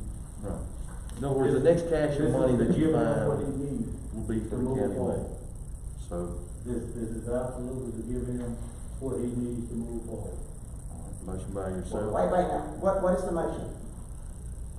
That his next, in other words, when he goes, he's looking for funding, same as Blackjack Courthouse or any other project, Longview Road, looking for funding, and this is support from the board, I would think, the way you worded it, to give him, to make it priority. Right, to give him priority to look for funding for Occidental County. I'm gonna take care of the motion. So we got a motion and a second. Well, Ms. Mitchell's saying we already have this board order on 5-0. Do we need to redo it? She said this 5-0 vote is already there. The support funding for the county lake. Well, I mean, this is to ask Mr. Barber directly to, I guess, to ask the Clearwater Group to, ask for the funding and to put Oktibbeha County Lake, I suppose, at the top. As Like down. the dam, lake, whatever you wanna call it. So we got a motion and a second anymore. No, I'm good with that. We've already voted on that. Well, let's just do it again. Anybody else, anything else? If not, all those in favor? This is to give Mr. Barber what he needs. Motion carries 5-0. Okay, Thank you, Mr. Mr. Barber. Barber, we voted to give you what you need. Yes, sir. All you need to do now is instruct us what you need. Okay. And I guess I owe you an apology too, a couple of meetings ago, I'm sorry to mention this before. You got Supervisor McDonald, Ms. Mitchell needs to add the word immediately in there, because we do already have one board where it says this. He did say immediately. Well, now, I mean, he has full authority to go, to look for the money. I mean, if it's outside those two doors, you can come back in here before the meeting. I gotta get I back. do want you all to understand, he didn't say he was going out and get $10 million. He said he needed a commitment from this board in order for him to go and secure funding. I just want you to understand that. Commitment for it. Well, he can go secure the funds, I mean, as soon as he can get them. So, I mean, and then if it's necessary to come back and report to us, of course, by all means, you're more than welcome to come here. Absolutely. So, Okay. Mr. Barber, thank you so much. Thank y'all. Thank you for your time. You got questions? All right. I'll text you. Yeah, and John and Montgomery, both of us gonna meet with you the same day. Okay. Yeah, just let me know when you come into town, we'll eat lunch or something, and That'd be great. you can go with him first, and I'll, whatever. Sounds good. Thank you. All right, yes, sir. Yes, sir. Bye-bye. All right. Moving right along, project update, Mr. Clyde. That is you, Mr. Clyde. And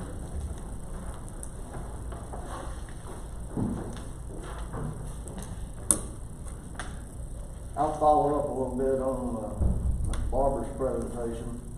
In the last board meeting, you asked me to prepare a program document for repairs to Poorhouse Road. That included a $1 million allocation from the legislature. We got the state aid, we put that program together. The funding is from the 4-year road plan, $312,888. From your state aid allocation is $316,793, with $1 million in special allocation. How much was that from state aid? From state aid is $316,793. Mr. Pritchard, in our pack, there's a lot of information from Pickering. Can any of that information be used or shared so it's not a duplicate charge? I mean, since the project is projected for the same rate. They've done borings and studies and those types of things. Can that information be used to cut down on engineering expenses? I've not been privileged to see the Pickering documents. Okay, we'll get you the information. So what I have before you now is state aid as assigned a project number, SAP 5381. If that funding breakdown needs for the board's approval, and they have verified the $1 million, then I'll need, execute this program document and signatures from each of you and the clerk. can we make this, and I don't have a problem with going ahead and doing this, but can we make it contingent on when that money comes? I guess that's why we've been asking the question. Well, this money will be until, I mean, this project won't start until next year, I'm sure. We just won't start this year, will it? We might get it this year, but they won't start construction this year, will they? But they have checked to make sure that this money's gonna be in place. I mean, it won't start before they get the money. They just checked. And I don't think, I'm still of the belief I've originally been. Until we get the money, that's when we should vote to move forward. Well, that's why I posed the question. I make the motion to move forward. We know the money's gonna be there, and the project's not till next year. We got a motion by Supervisor Miller, need a second. I'd say. Second by Supervisor Trainer, to adopt this program document to? Adopting this program will be our authorization to begin work on the Yeah, project. and that's pending the availability, the homecoming. Which is Of the- gonna be here This- before, This program specifies the $1 million allocation in here. as long as we're Should coaching. that not come forward, you know, state aid has done their due diligence and said, we believe it to be there. Yeah. And the other is took by the middle state aid fund and then her 4-year road plan, so, Got it. those are her funds. This will allow us to start work, we'll develop documents, likely bid sometime in the fall, with work to be done in the spring, more than likely. I just have one other question, this is for you, Ms. Emily, state aid dollars, 316,000, that's, when we time that time 5, we'll come up with 1.5 is enough for everybody to That's have. 1/5 of what the Yes. balance, Right. 1/5 of the balance. But I would like to Yeah. say, in other words, the money, that $500,000 that goes to the Blackjack Road, in other words, we started with around 2.5 million, which was, and we are the mechanism, the county mechanism that spread it around the road system. So there's gotta be a mechanism to do that, and, which would leave us roughly around, was it 537,000 apiece? It was 532 or 537 apiece. And so, when we did Blackjack Road, I think it was 488 that was, of the state aid balance, was put into that. But now that $500,000's come back, the $500,000 on the Blackjack Road, that should be put back into the balance of state aid. It hasn't been board ordered how that 500,000 is gonna come down and where it's gonna go. Well- I'm not sure about what we were gonna, how that was gonna be taken care of. If it's gonna go back to replenished state aid and, Or you could just say, I think 2 and 5 share that district, kinda like the Longview Road. Myself and Supervisor Miller shared that. I think we put 362,000 apiece on the Longview Road, and we're gonna see it start shortly. And so, I guess it's no different, in other words, on the Blackjack Road, whatever came out of the state aid balance should be considered, between those two districts. But not getting too far into the weeds, let's go ahead, we got a motion and a second to approve this. Any more discussion on the matter of Poorhouse Road? If not, all those in favor? Aye. Any opposed? 4-1. I'll start. Signatures and back Is it- up to what, Supervisor Montgomery was saying. That 500,000 was put in for contingency fund, but it's coming back, right? it's supposed to come back, and if there's no cost overrun, just like that, where that, reduction was done a month or so ago in that program, that money will come back. To the balance, the 174,000. Yes, but again, it's too early to tell what could happen and materialize to give us significant, this is the way it's gonna be at this point. Yeah, Miss Emily actually asked about counting that money toward right now, but the truth of the matter, Blackjack's only about 17% complete right now, so I wouldn't, I advise her not to do that. There's just too many unknowns out there that we could have to deal with. So in other words, the upfront money that we put in, state aid upfront money for contingency money, even though we narrowed the scope, that money still needs, Clyde, what you say, that money still needs to stay there in case it needs to be used on something else, or?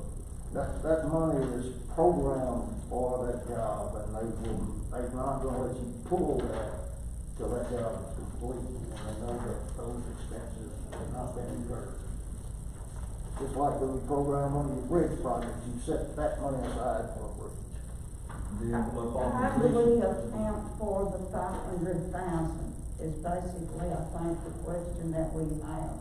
that was just being given, how do we account for that? I would suspect, and I'll have to go through this with state aid legal, but I would suspect that what you would do is revise the program that says you're gonna use your 488 or whatever it was for state aid, that you'll substitute that line as a special allocation, just like we did for House, and have a new program. Would that release that, then that would I release think that? so, Rob, but that's, I need to go through that with legal. But we've revised programs before, depending on what the scopes were. Hey, We And just then have to get again, permission. it might come back too, because it's still considered a continuance. he voted that. Yeah, so it might be that original 500 and something thousand comes back, and this will come, just 500,000 come back too, because it's all still part of the continuance. Mr. Pritchard, next meeting or our first September meeting, I had you look at Maven Sturgis Road for my state aid projects. Maven Sturgis Road and County Line Road, we've already gotten estimates on those. If you could, I'd probably go ahead and program Maven Sturgis first. And then if I have any left over, be it for your road plan, whatnot, I can do County Line.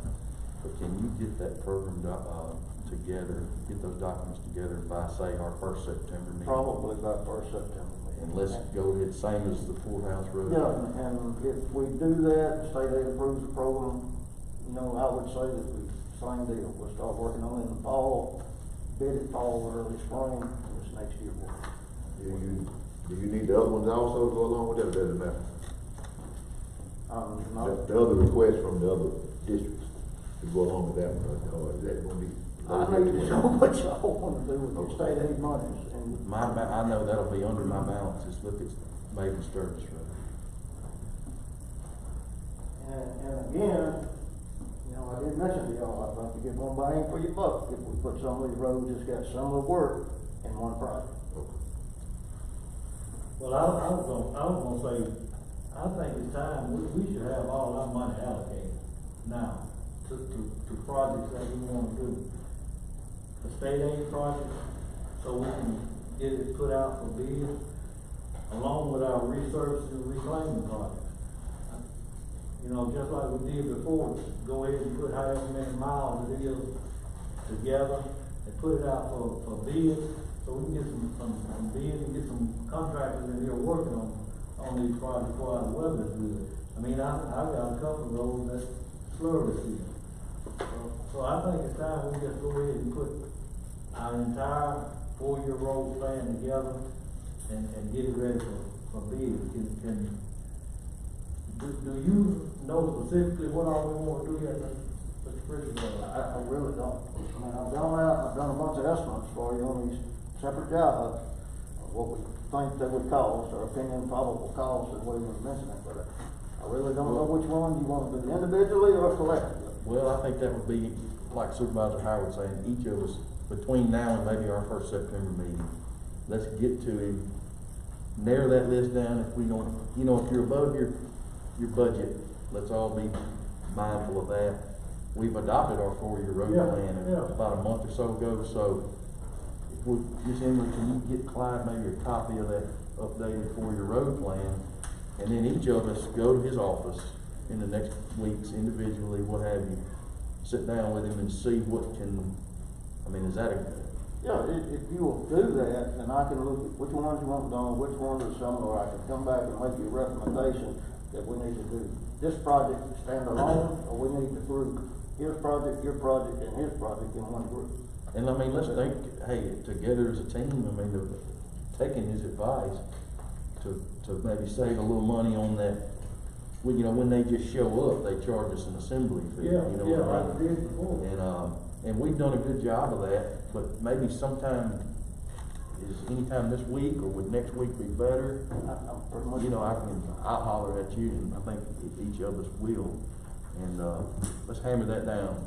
I thought each supervisor already had Well, we a do. plan together a document that we could hand to Clyde and say, this is what we wanna do. But I don't know if those were his estimates. See, that was the thing. We were given estimates, and Mr. Baggett did a great job of getting those estimates together, Yeah. the best he could, but at the end of the day, he's gonna need to take a look at them, kinda like our state aids, to make sure we're within our budget.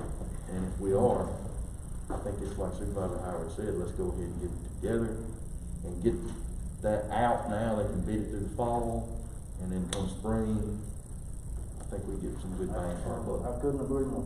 I need to know what you want to do.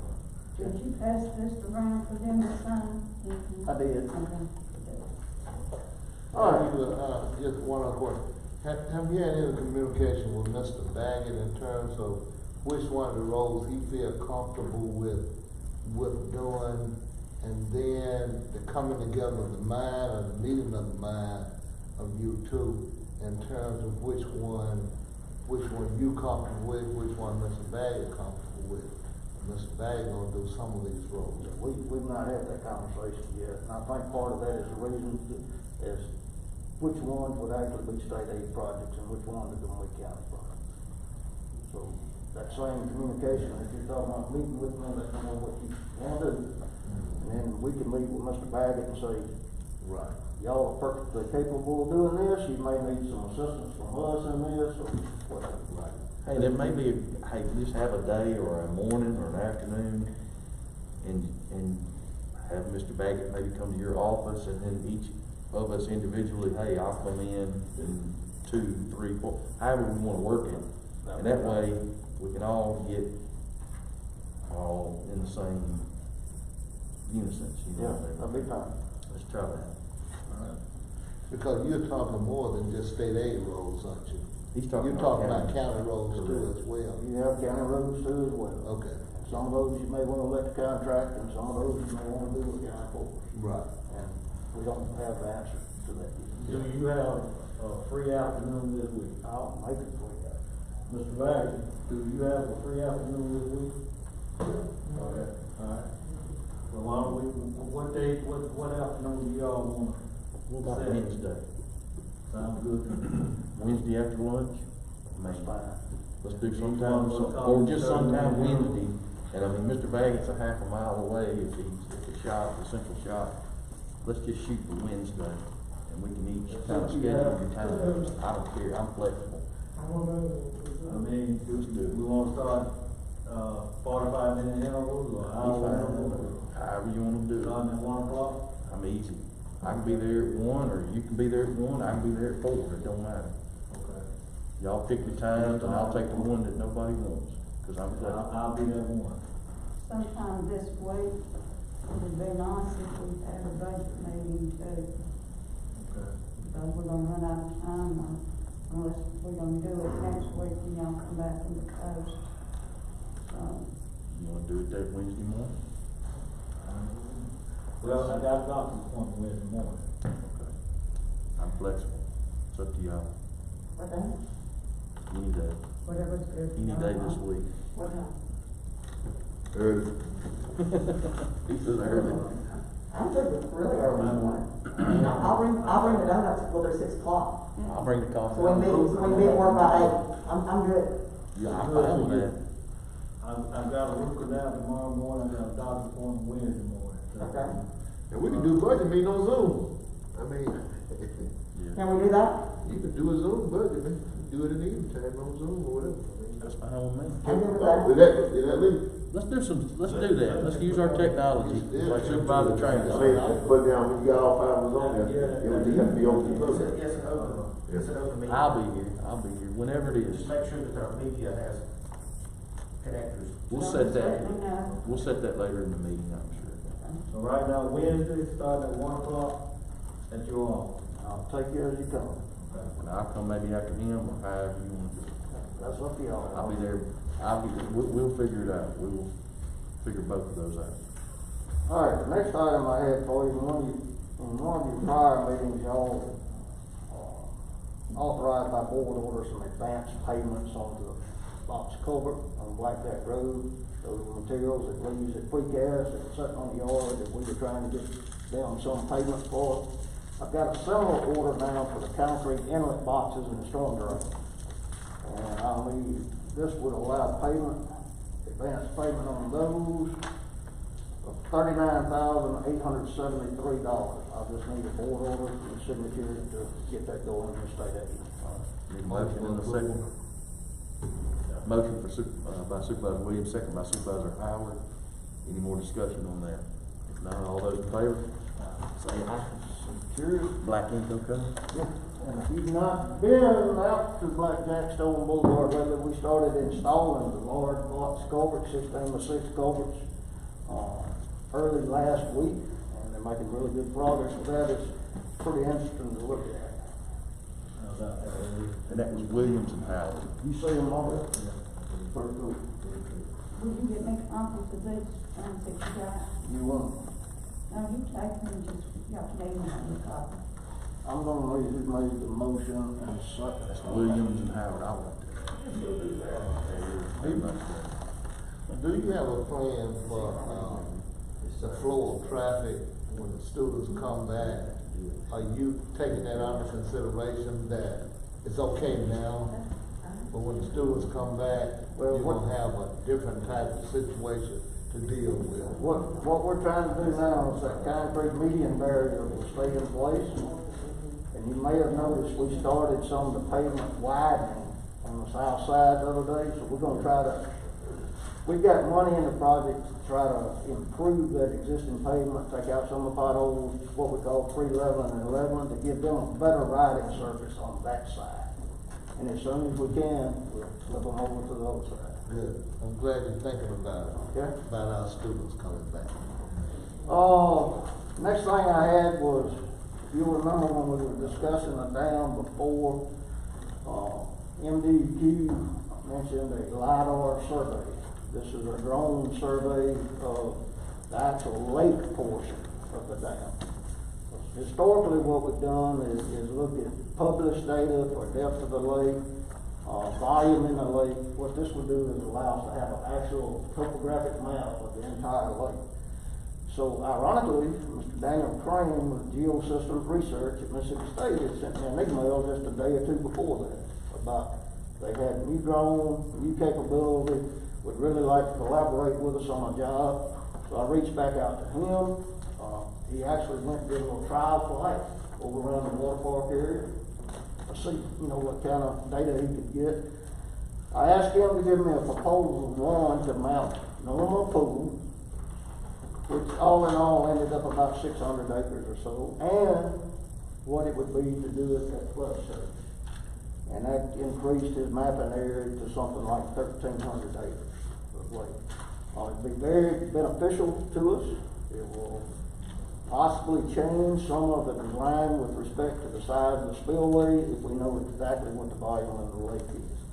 So Mr. McCrane came back and he gave us a proposal for a full pool, normal pool of $9,000, or a flood pool, which would encompass the other one at $18,000. Was this part of the suggestion from DQ? Yes, this is one thing Mr. McCurcher suggested. We concurred. I think it's good information.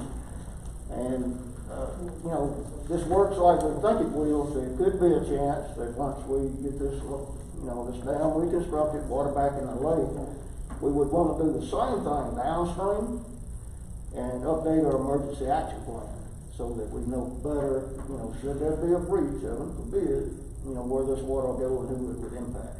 This would give us our full pool, easy for me to say, full pool of what the capacity of the lake would be. At flood. I'm recommending that you accept that quotation from Geosystems Research in the amount of $18,000. He has time in there to coordinate with us and John Weaver and the software and marry everything together. He's came from office. We've had a really good discussion. Was this the same discussion with that he had suggested possibly using Jackson State? Is that the same thing? I'm trying to make sure I've got my head wrapped around. No. Is it actually different? Ground penetrating. We need a second one. LiDAR is where you fly over it and it gets the topography. He's got, in terms, he's got a $75,000 to $80,000 drone with some really cool cameras and survey gear, and that will go into a program where we can get elevations all through the lake basin. I move we grant the request. Got a motion by Supervisor Howard, second by Supervisor Trainer. I think it's a good idea, I'm just asking, do we need a second quote on this because of the amount? And I remember Mr. McCurcher saying full with what we needed to do. I'm just asking, I know this is a good idea, but do we need a second quote on this? I'm good with either way, guys. Professional services, you don't have to have. I think that was within Yeah, line. Miss Emily can speak to it, but I would say this is a professional service, just like hiring an engineer. I'm good. All right. Any more discussion? If not, we got a motion in a Yeah, second. I have a question. Sure.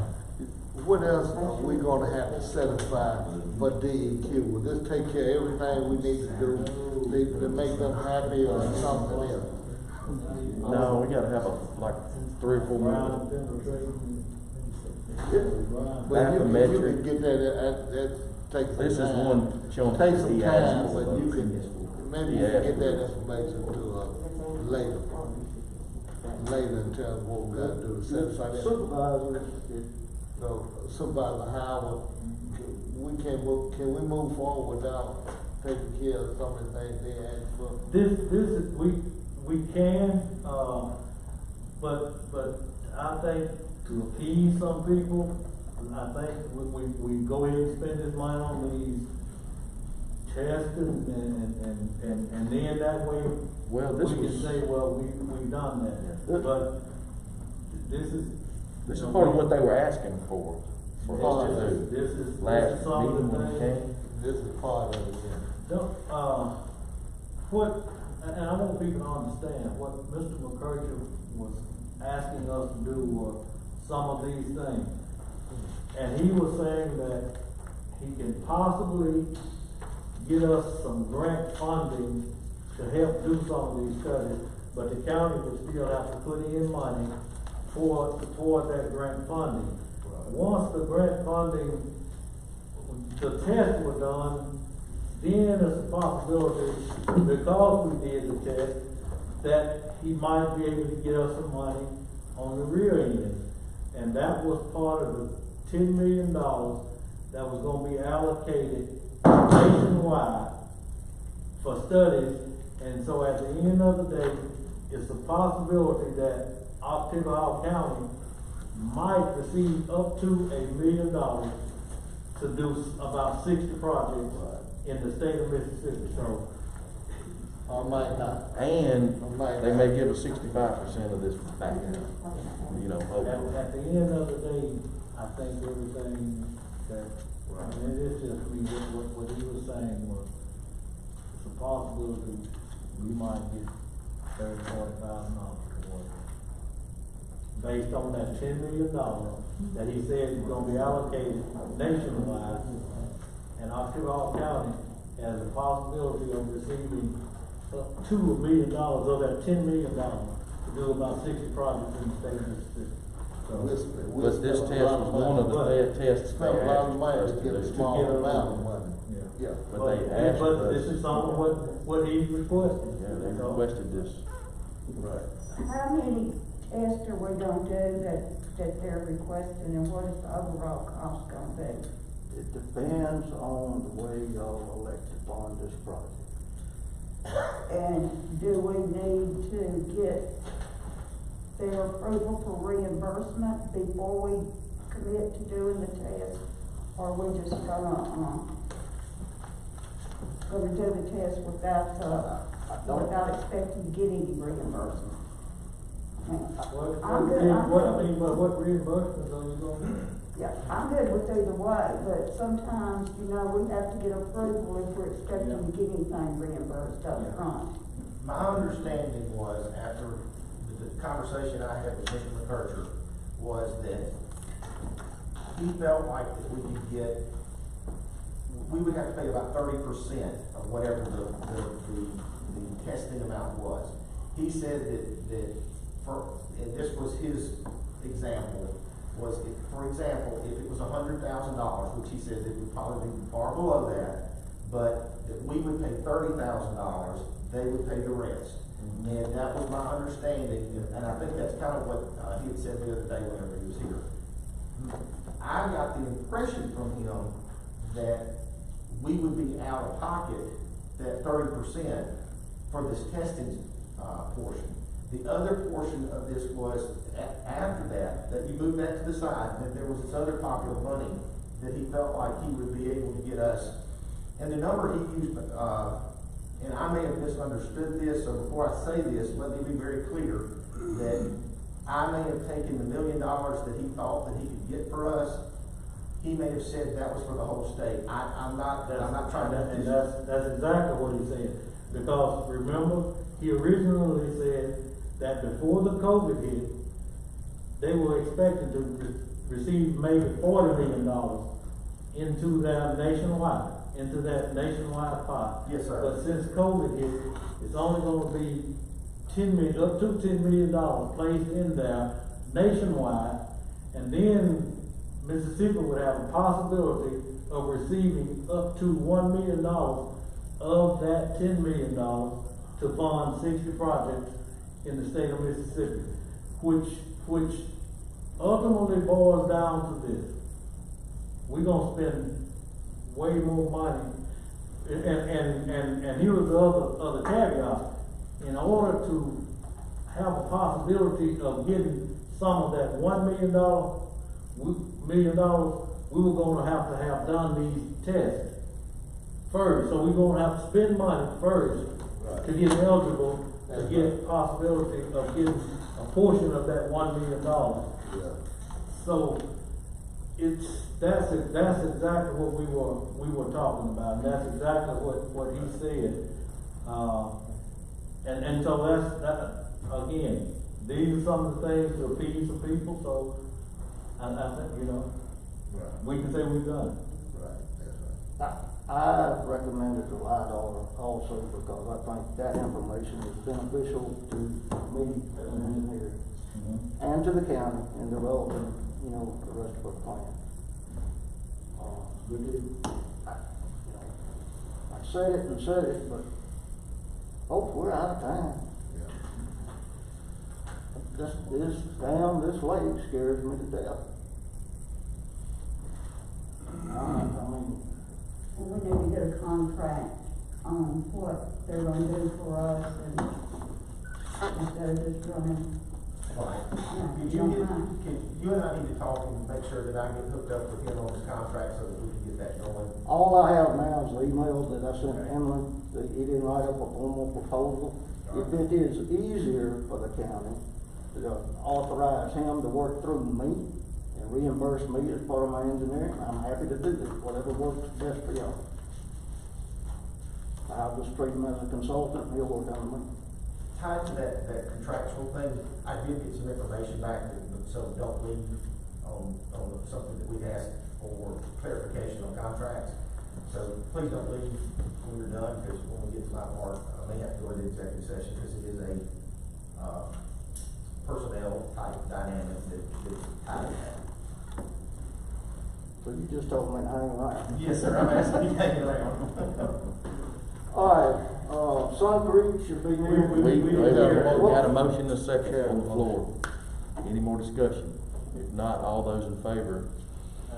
Aye. Any opposed? 5-0. All right, that's on approval for the 18,000. Miss Emily, unless you and I talk about whether you wanna deal with them or what. We're gonna get Rob involved in that too. I just wanted And to that motion, if it's okay to amend this, is with that, then let's immediately go to DOT or to DQ and ask about maybe the reimbursement, the 65% back. I think it's 35. That's for him to secure a grant to help pay for the ground radar sonar type thing. So this right here doesn't include any of that now. Can you This is a confirm? different deal. I thought he said he would give us some help on any of these tests. Yeah, can we confirm that? We'll try. Okay, yeah. Can we confirm that? Because I believe that there's some opportunity to recoup some of that money on the studies that they are saying, MDEQ is saying we need to do before we move forward. So can we confirm that, please? Okay, with the first and the second on mine. That was Howard and Stratton. In other words, confirm that before we do that. I will call and tell them that we're planning on doing this and to get reimbursed for it, do we need their approval up front or after? I I was just trying to follow, to, you know, let everybody know we're trying to do our due diligence, but Mr. Pritchett actually sent an email from the Corps, it was in 1979, that stated this: there is no need to do any further studies on this dam. And I'll go get the email, and let you all read it. Listen, basically what we're doing is sort of spinning the wheel, because here's the thing. The further we delay this thing, the further we keep putting it off, rainy season will be back. Great possibility we spending another $250,000 on pumps and all of this other good stuff, which will be $500,000 we've spent in 2 years. Well, this is to try to appease the requirements from the DEQ, and Mr. McCurtain called me. That is good too, but And the I longer don't- we appease them, the longer I keep people, listen, y'all. You got an email that says we didn't have to need to do Well, studies? the Corps said there was no further need to continue studies. They know the dam is time You to got make a that move on email? the dam. Ma'am, You got that email? I've got that in the 1979 report that they did on this dam. Oh, that was in 1979? Yeah. Part of their report is phase 2 investigation. The Corps said, no need for phase 2, nothing we're gonna find is gonna change our mind. That's been out there. Then you think about when we declare an emergency. Listen, you know, that's people gotta get up, pack up, leave their homes, go find somewhere to stay, sleep on a cot in a shelter for 2 or 3 days. It's just so much inconvenience for people. And I know it's hard to imagine that when you go home and get in your bed and go to sleep at night. But when you gotta have people gotta get up out of their homes and call people to come get them, family members can that's just so much inconvenience to people. That's just so much unnecessary. It just is. I agree, but I do feel like no matter which way that we're going with this, that we need to make sure we're going the right way to get it approved by people that have to approve it. And not miss any of those steps. Don't try to have to prove but us. Okay. Okay. Now, just to clarify, Ms. Emily, I know where you're going with that, but Okay. we asked the question in the last meeting, I asked the question. Okay. If manna came down from heaven, if this county funds reconstruction of that dam, and I submit plans that meet their requirements, would he have any objection? We've talked since. No. If we go through the DEQ route, the grants, the study, you know, if they're gonna put their money in it, then that's what he's gonna want to see. But if we reconstruct, I've got what I We're need. gonna need some money from somewhere. Ma'am? We're gonna need some money from What, somewhere. Miss Emily, if we were talking about getting some significant help from what he laid out to us, I'm not Where's the talking, money? I'm not talking about just that money he was talking about. okay, what, I'm talking about any money that we're gonna have some help from somebody, right? somebody tell me this, where is the money? If we've been chasing money for 5, 6 years, where is the money? I want somebody, if somebody can tell me where is the money, we got Clearwater Consultants hired to find money. Where is the money? Somebody tell me where is the money? We keep saying we're gonna get this money, where is the money? Well, I don't know. if it's gonna be Just somebody money. please tell me where is the money?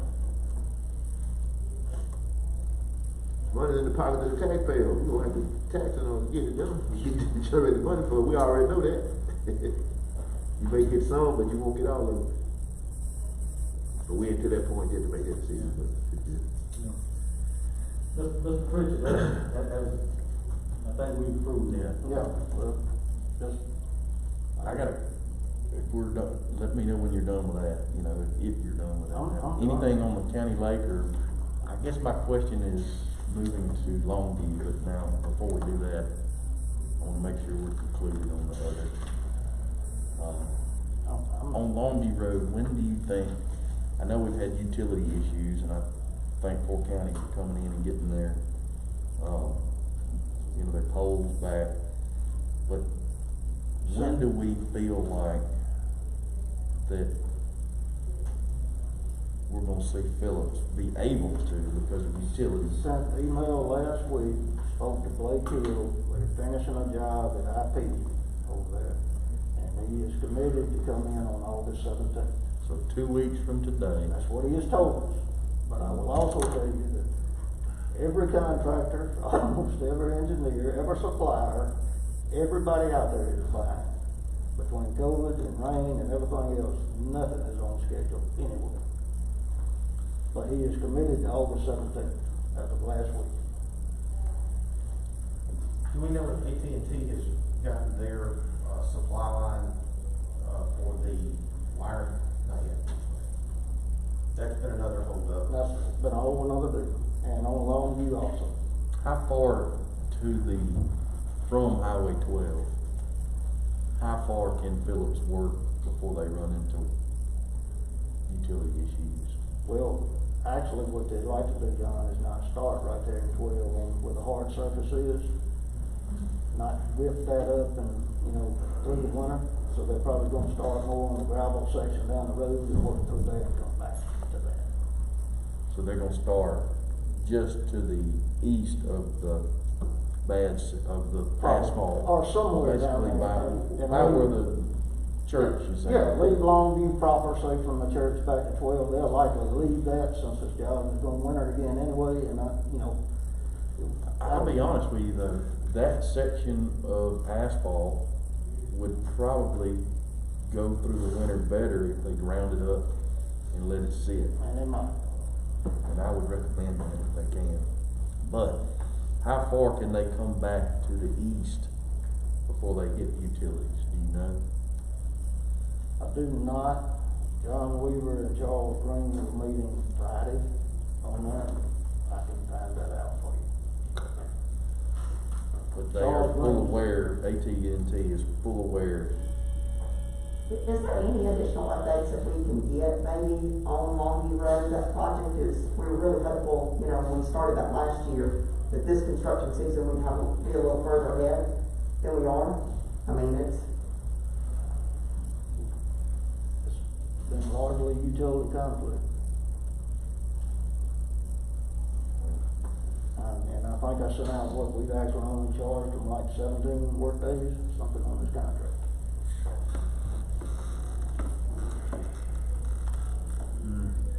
Alright, well, anything we can do to push this along, and I guess to Supervisor Miller's point too, is just keep us in the loop on this, because, and I appreciate you with the email, but let's press the contractor, let's press them and get them to understand, you know, how desperately people are wanting to get out of the dirt, the dust, and the mud, in Longview.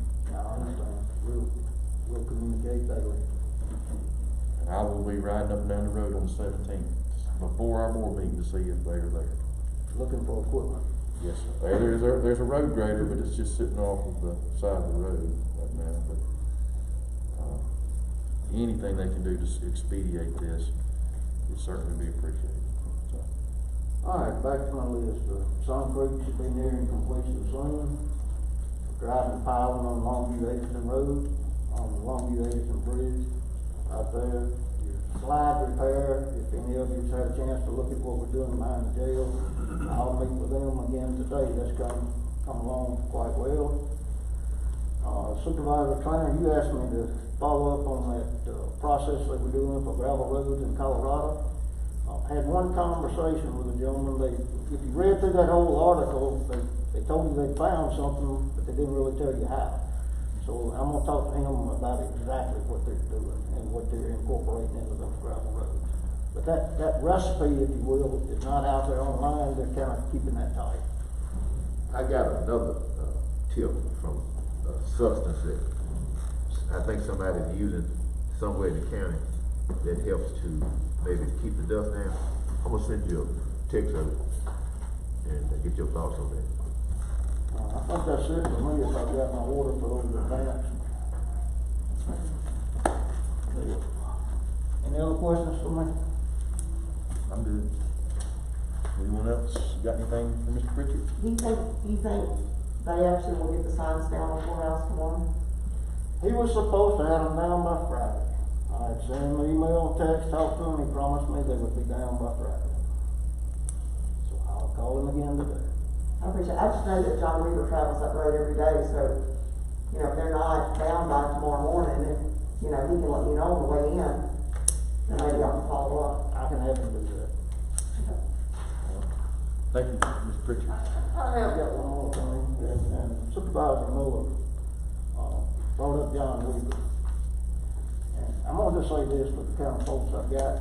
Supervisor Williams called me last week about some folks parked in Miss Hanshaw's yard. It was some of the utility people that had parked out there. She had grass cut, they couldn't cut the spot where the truck was parked. They moved it. Without saying a word to me, John Weaver went home, got his lawnmower, went out and cut that lady's grass. Sure did, Now, that's the kind of folks that are trying to help you. He did, and the lady was very appreciative of that also, let me let you know. She bragged on it. All right, thank you, Ms. Clyde. All right, Mr. Baggett, road manager's report.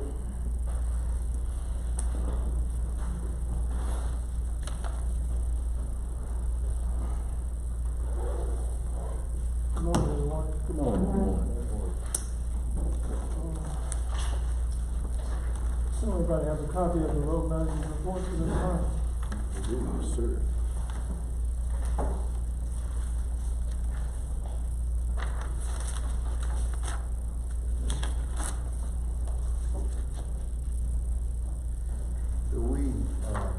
Do we have a sweeping crew?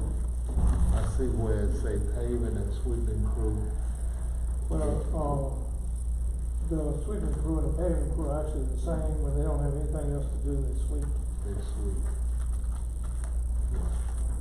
I guess that's been a concern of mine because gravel works its way onto the pavement, and the gravel itself on the pavement damage the pavement.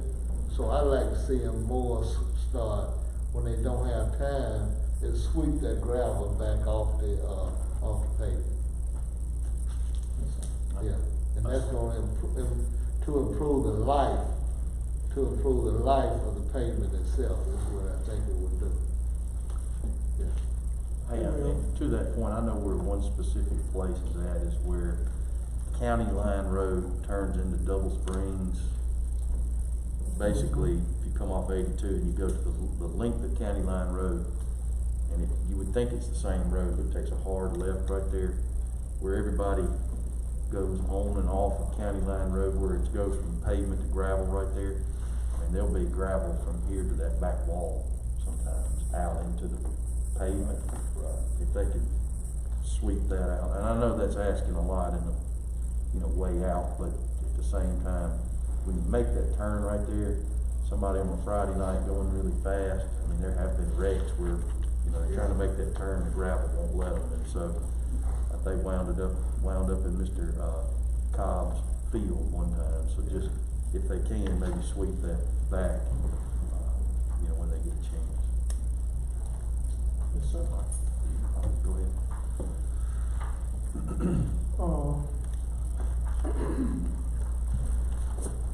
First of all, I'd like to thank the board for the 6 wheelers that are coming. They should be here in 2 to 3 weeks.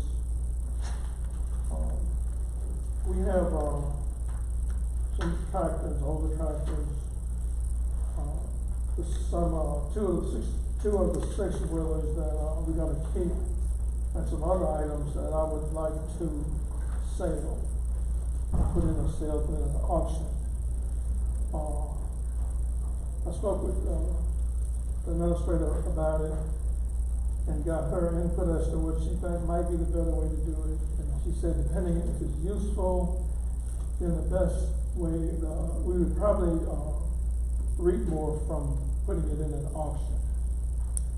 If it's junk, we put it on in the computer. But if it's actually usable, we probably reap more from putting it in an auction.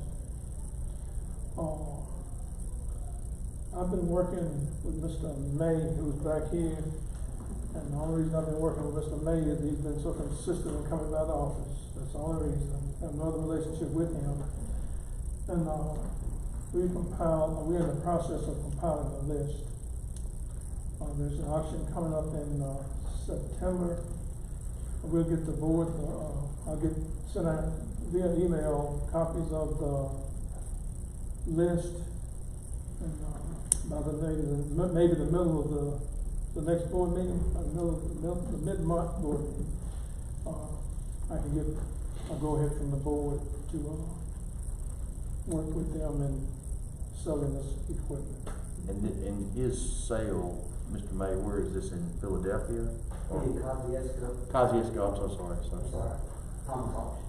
Thomas auction. Yeah. We might have to get two quotes when we go with an auctioneer, we might have to get two, I can't remember. Well, we could do that and then go, I guess that would be the other one.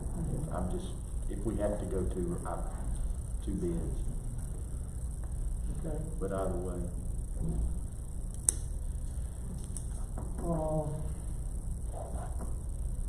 When is y'all's auction specific date, sir? 26. September 26th, Mama's birthday. Okay, I've been talking to a local landscaper about helping us with some of the limbs, and he did give me a quote, and what I would like to do is in each area, get a couple of quotes where the limbs are really pervasive in the roads, and bring it back before the board and get permission to have him proceed with cutting those limbs and do this countywide. Need a motion to move forward. Yeah, we would need to get this, a motion by Supervisor Howard, second by Supervisor Williams, to get some quotes on removing limbs Right. in some pesky areas. Right, and this would probably be from local people, To get quotes, I'm sorry, I'm having trouble. just to get a series of quotes Okay. in different areas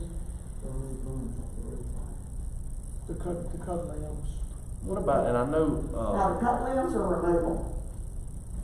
to cut and remove. Cut and remove. Cut- I didn't know if you were talking about somebody going around and picking up limbs, you know, No. from the side of the road, if you were actually talking about them trimming them side. No, we get people to cut and remove. Yeah, And sometimes they might would work in conjunction with the county to move the limbs, and the price would reflect that.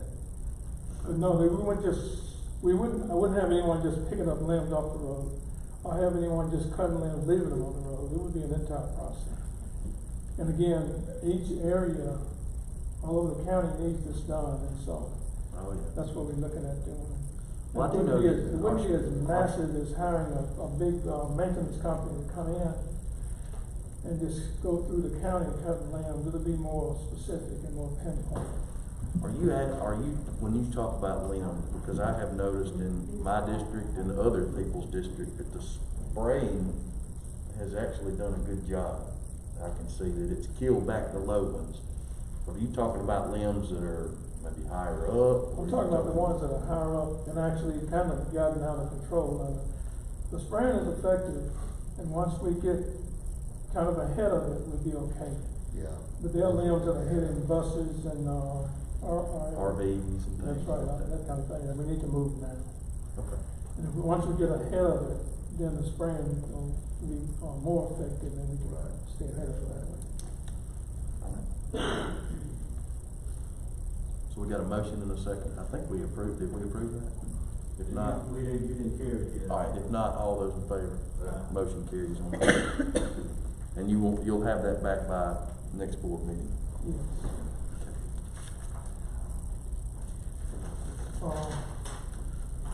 We have some issues with some ditches, in some different areas that cross drains.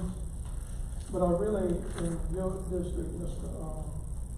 Howard, I didn't have time to really look at it close enough to see exactly what we're gonna have to do. We've got time. And so, right, and I'll bring that before the board next time. But that is a problem. We run into these problems more and more.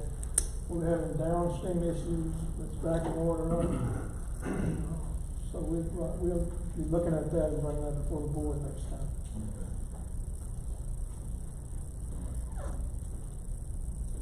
Anything else? You just need us to approve the road manager's report? If everyone agrees with it.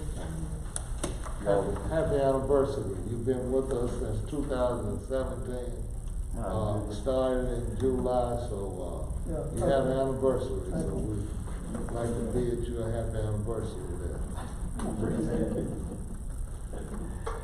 Well, all right, if not, we need a motion in a second to approve this Can I report. make one request, Mr. Riley, on South Montgomery, where the Dollar General is, the new Dollar General, between that and the church, most of it's on the right of way, but some of it's on the church property. There's some drainage issues, and I'd like to get the board to approval for Mr. Baggett to address that. It could be possibly get off, first of all, they put, straw in the ditch, and it clogged up the gutter, and now they have put some type of grass mat actually in the ditch on the right of way. So, yes, so I would like to get board approval for Mr. Baggett to go up there, and I'll give you the gentleman's name from Mr. Gentry from the church that would like to meet with you out there too, because this is an area that the church keeps clipped themselves. It's an area that the county does not have to maintain, and they like to be able to continue to maintain it, but they're having trouble with that. So I'd like to make that board order. All right, got a motion by Supervisor Miller, and that's second by Supervisor Trainer. Any more discussion on that? That's addressing drainage off the right of way, correct? Well, most of it's on. I know, but she did say something about, I was just making sure that we get the proper. You'll have to look, it could be some off of the right of way, but they have worked on the right of way too. Yeah. For some reason, putting a grass mat in the county right of way. They used to screw down in there. And I'm not sure exactly where the problem starts, but it is affecting the drainage issue, and the church is trying to maintain the county's right of way. They clip all the way to the road, but they're not able to do that right now because of some of the issues. So it could possibly be off of the right of way too. So if we need to get a right of entry agreement, that we can reflect that in the minutes, that we will get the appropriate right of entry agreements if necessary. And it is a problem, and it's for Faith Baptist Church, so anything we can do for the Lord's house, we're gonna do it. I did go by there and look at that. I wasn't sure exactly what you were talking about, but I did go look at it, so I know what you're talking about. I just didn't know how to get back with you. It looked like. I'll give you the gentleman's phone number this afternoon. He'll tell And you. he'd like to meet with both of us up there. So if you don't mind, I'm gonna go ahead on the ones you were just talking about, that you went and looked. I'm gonna go ahead and put that one in, authorize you to go ahead and take care of that too, with both of them. You're fine. Okay, this motion to come back and get you. This was on That'd be the fine. Amendment. amendment. To Are you okay with adding? I'm sorry. Where is it at? It's out on every road, and what it is, the cross drain is on the side, and we're gonna have to put a larger cross drain. Every road is our road, but then he's gonna have to get onto private property to open that ditch up and carry the water on out. So it's pretty much the same thing. Same deal. We're talking about probably 12 hours in there. That'll work. So for both of those requests, we got a motion and a second. Any more discussion? If not, all those in favor? Aye. Motion carries. I can Unanimous. send y'all some of the pictures of what this guy vehicle halfway underneath the water. It does hang up and through that area. Yeah. Man, I was through there when it rained. All right, anything else for the road manager? Not? Yeah, I just got one thing. I did send you an email about road Swain Valley. I'm asking that you review that carefully. And that is a road that we have kind of forgotten about. Okay. And it's my understanding that it is a county road. What road is this? Swain Valley. Swain. Swain Valley? Right. I've not heard of it. Now, there's no 911 sign on the marker. And maybe they forgot to put it there, but all indication it is a county road. We have a register, we'll look, and make sure we have a register and a map Okay. to determine. Hey, one other thing, very simple, and, cause I had a gentleman, he's called me 3 times. But where Highway 82 and Tobe Henry meet, we need to put a sign up there, the road sign, the highway sign, and possibly a stop sign, you know, right there. So if you could do that, that would certainly help out, for sure. And if I need to make a formal motion, I will, if we replace the sign there, so, at Tobe Henry and 82, I'll make the motion that we do that. Second by Supervisor Howard. Any more discussion on that? If not, all those in favor? And I too wanna offer, because it is a very delicate situation and need attention, I'm gonna motion that Mr. Baggett review Swain Valley. First of all, to ensure that it is a county road, and afterward, to offer attention to that particular road. So that's your motion. If it's a county road, for sure, can we Yeah, put in there? county road, to- right. If it's a 911 road, then come back to the board. Second, by Supervisor Howard. Any more discussion? If not, all those in favor? And again, that's if it's a county road, make We sure. always double You check. don't check that. I don't think we took a final vote on the South Montgomery and the Edwards Crossing drain, and I apologize. No, yes, yeah, we did. We did take. Yeah, it was motion by Supervisor Miller, second by Supervisor Trainer. Edwards. And then we amended it and added evidence to the mix, and then we all approved it. What we have not done, and we need to do, is approve the road manager's report. So I'll ask for a motion in a second to that. Motion by Supervisor Miller, second by Supervisor Trainer. All those in favor? Motion carries unanimous. Thank you, Mr. Baggett, certainly. And, I'll get with you too on kind of some areas in my district, I'm sure others as well, on the limbs. Thank you for your time. All right, moving right along, Ms. Livingston. I have a few things. The first thing I have is that we did not have a CD for the month of July, and the funds remain the same as Citizens Bank.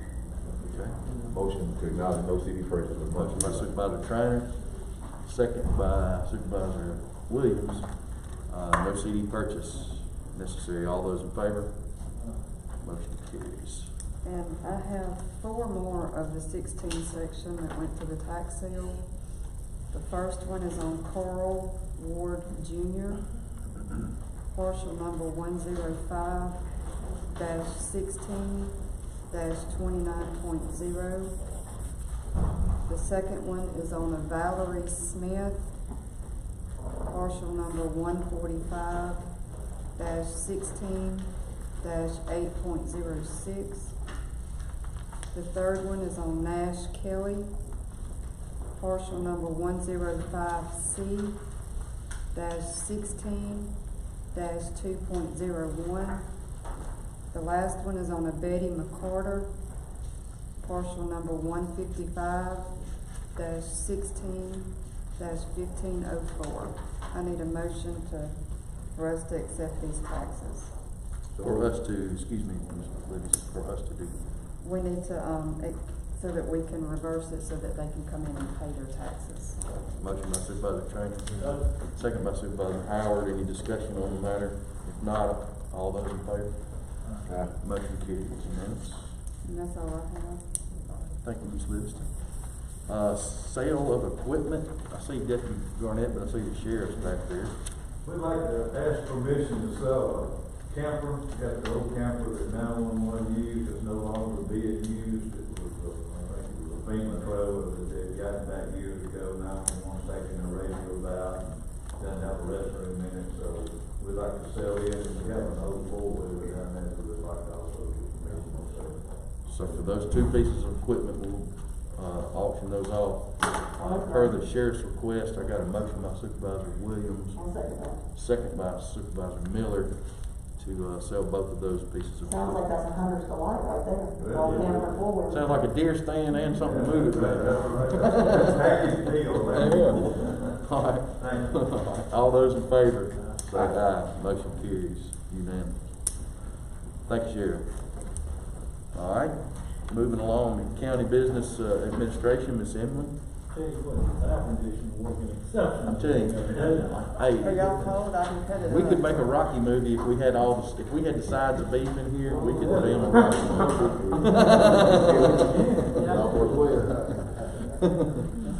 All right, First so, thing we have is payroll change.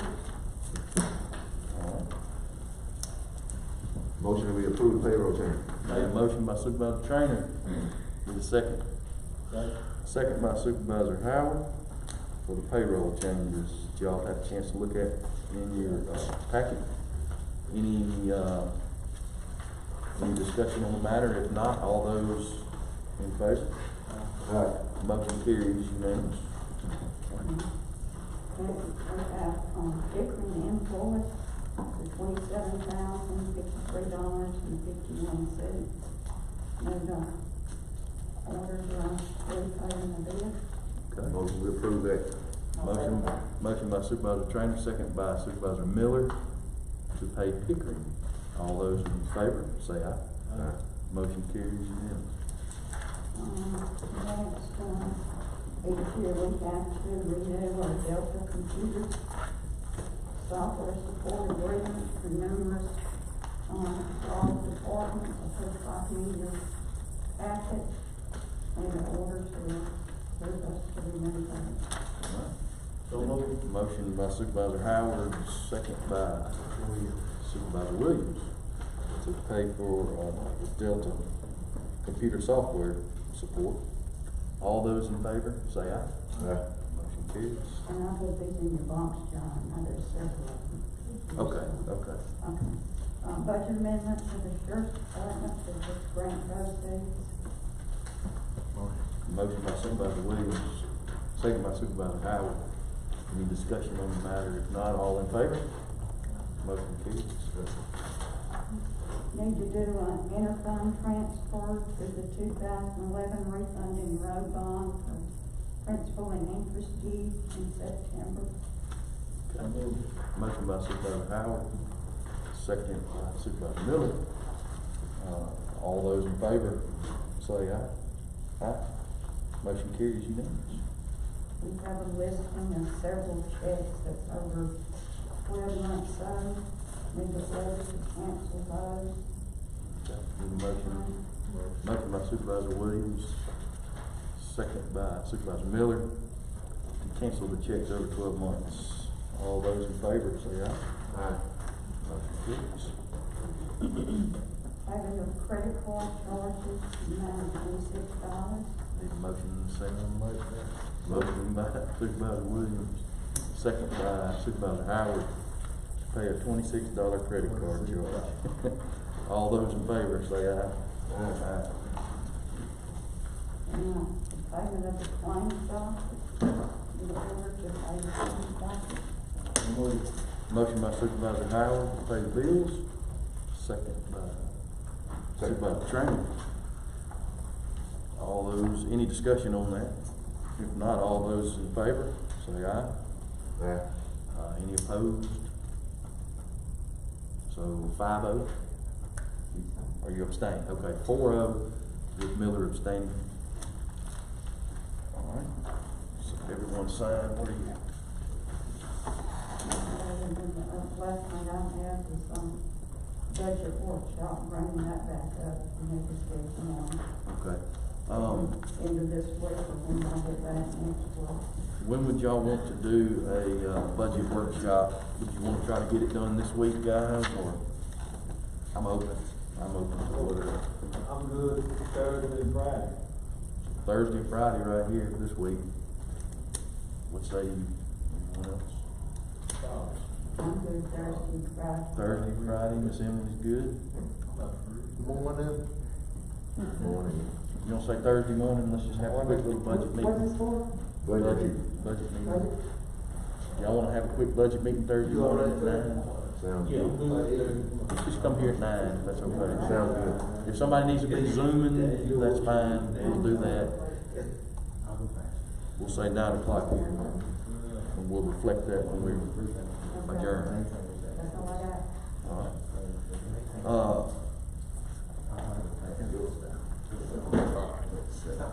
County business, install cross drains Treasure Lane and Hendricks Road. I'd like to make a motion that the board authorize the road department to partner with the city on a project that's gonna impact Treasure Lane and Hendricks Drive.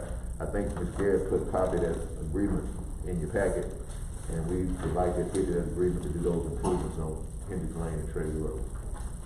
Hendricks Lane and Treasure Lane. I will ask this, and this is just, do we know about, and hey, it's desperately needed. I've been right exactly, I see right where we had to come all the time as a fireman, as a fire department. I mean, you have to go through this person's front yard to get out of here. But do you have any idea about what it would cost? About? As far as the project cost? Yes, sir. I'm not certain. I know the city's gonna provide all the pipe for it. And then, of course, according to this agreement, you know, some of it will help offset some of the cost. So I'm not certain. So they're going, well, it says here that they would contribute half the material, but they're going, you sure they're gonna give us all the pipe? They're gonna give us all the pipe. Okay. Yeah, And then like gravel and stuff like that, we would 50/50 or? Either way, I mean, either way, I mean, that's good amount. I mean, it has to be kept over 50/50, but basically it's not going to be anything over and above what we do all the time on out of county right now. No, I mean, I'm just. It probably won't be a whole lot of material because both of those roads are paved roads, and so they're gonna probably try to do a very small cut, so they won't have to. So it won't be- Actually, they're still gravel, but they're. No, they pay. They pay Treasure Lane? They pay, both of those are paid. Okay, all right. Well, you've got a motion by Supervisor Trainer, second by Supervisor Howard. Any more discussion? If not, all those in favor? Motion carries, and that's desperately needed. I've been there. Ooh. All right. We'll go around the table, starting with different supervisors. Supervisor Miller, do you have anything? No, I'll take mine. You good? Supervisor Trainer? I'm good. You said Thursday at 9, right? Thursday at 9. Supervisor Williams? Well, the situation with natural gas, and congratulations to Supervisor Miller for getting the natural gas out to the Horse Farm. But my concern now is that how do we get natural gas possibly to regular everyday residents of Octavia County in the future? And could we get a report to come back to the board in terms of what can we do to ensure that the citizens, and what is the process? And what is the process for those citizens to be able to get natural gas also? Yes, sir, I can elaborate on that, thank you for that. It's not just the horse park, but it's 250 homes in the area.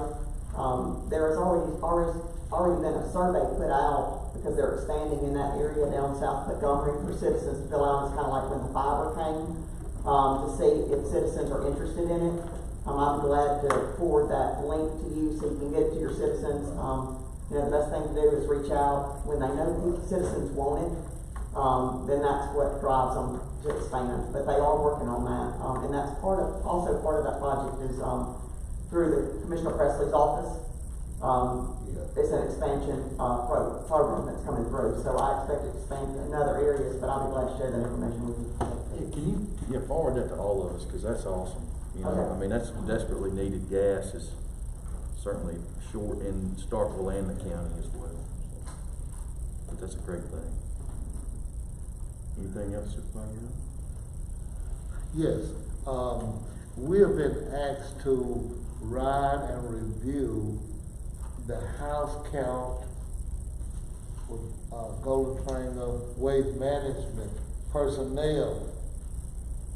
Each one of us pick a day to ride with them to verify that the house count is correct. Now, I guess we need to decide on whether or not the house count that we have already done is sufficient. So we had to pay for that one. And, I don't believe we wanna pay for another one, but if we can hang out a hat on the fact that that one is good, I guess that will be sufficient. But if we can't, we're gonna have to ride along with their personnel to count with them before October. So I don't know how the board want to handle that situation. And you might need time to think about it, how we gonna deal with it. Are we gonna pick a day to ride with them? Are we going to, rely on the house count that we've already done? I don't think we necessarily have to ride. I think we paid to have a house count done already, and if it's disputed, then that needs to be between them two. However, I am going to ride my district just to get a sample of whether or not it's accurate, within a certain percentage. But I don't think you would just necessarily have to ride if you don't want to, because we've already paid and had a house count done, presented it to them, they've accepted it, and that should be the end of it. But again, however, I am going to ride just so I can, just for my clarity to see, you know, then I can come back and report to the board and say, yeah, that was pretty darn accurate, or, man, that was pretty big discrepancy in that thing. I think Supervisor Williams, now this is just a piece of, this is what I did, is, and I worked with the girls up there at the PDD who did a great job, you know, especially, I mean, they're having customers come the whole time while I was sitting with one of them, you know, and she had to go. But the water associations, which you may know somebody on the water association board, is the water associations where I had the least trouble, and I've got 3 water associations, was where, because if you have a water bill or an electric bill on, then that would be cause for a bill, or that would be a house that's viable. So what I did was I took my water associations and had them to help myself and the girls at the PDD, and they would kind of boil that list down. In other words, any house that was in question, a lot of it would get eliminated because there was an electric bill or a water bill that was on. So you knew, hey, 114, you know, Travis Lane, it is a house because they're paying that water bill. Okay, so then that would boil it down to where I had about 30% left of that list that I really needed to look for beyond just getting a count on the road. And that helped me a lot to make it to where it wasn't as much that you had to look for. That was a way to reduce the volume. And then that would give you something, a template to compare. Hey, that this is a viable house, you know, all the way down. It just helped me out a lot, and it helped the girls at the PDD working with the water associations. But then I had one that just, quite honestly, they didn't have the ability, you know, I mean, they have somebody that's over the water association, but they just didn't have the paperwork, et cetera, that they could help us with. It wasn't their fault. It's just they didn't have it, and they didn't have the time for it. So I had to go out and get every single house that way, in that area. I know I've had to this point, I've had to call up and tell PDD to stop building 3 houses that has no meter. So what I'm saying is the county was paying for Golden Triangle to collect and paying for the pickup services at those 3 locations when there was no garbage can, and they probably wasn't picking up because there was actually no garbage cans at these places. And again, we are paying collecting at those 3 locations when, or building those 3 locations when they shouldn't be building. So that's the reason I said I was gonna just actually ride and sort of see myself what we're actually being billed for on both ends and see how accurate it is. Because like you said, to put your eyes on it is the best thing. But I mean, a couple of things, there's a house and then there's another that looks like a house. And there's no garbage can, there wasn't even a mailbox there, but it got counted on a road. And I know it got counted and we were getting billed for it. But I mean, I literally had to walk up there. When you walked around the back of it, you could tell it was a house. It looked like a house, but the whole interior of the house was gone. They just had lawnmowers and things like that up, and it was an old house. They were using just as storage, no electric, no water. Hadn't been for like 14 years. And so something like that may slip you up because visually from the road you just can't tell. But the girls at the PDD have been good to try to keep as accurate and as current, as possible. Now, from what they're getting, they say that they have good communication with the Golden Triangle to make sure that, hey, if 100 Travis Lane, it doesn't need no garbage bill on it, there's no lights, no power, it's not even a home, how the Golden Triangle is getting that information and putting it into their house count, I don't know. And so that would be the only question that I would, how do we, if it's not a viable house at said address, ultimately does it get to the Golden Triangle? Well, when we had our meeting They a said couple of so. months ago, what they decided they would do, whatever billings that number Jennifer billed for, she sent that number to Mary Ann, and that's what Mary Ann, they would bill us for. Right. And that's what we agreed on, and then, of course, they came back and wanted the supervisors to come back and ride and do another house count again after that. So, I don't know what that's There's about. still some things to be worked out, because again, if Jennifer, and what she was sending them, those 3 houses I talked about, as part of the count for that month, then that means they were billing us for those 3 houses when they. Yeah, and they send me a copy of whatever Jennifer sends to Mary Ann, she sends me a copy of that same account number. Okay, so I was at the Golden Triangle board last board meeting, from the board for that. So are you saying now, they mentioned that they're asking us to ride with them on house count? Or is it the Golden Triangle waste? Waste, Okay. waste. Can you email to the difference in the amount that the county's receiving, to the supervisors from before this to now? And does it match? I mean,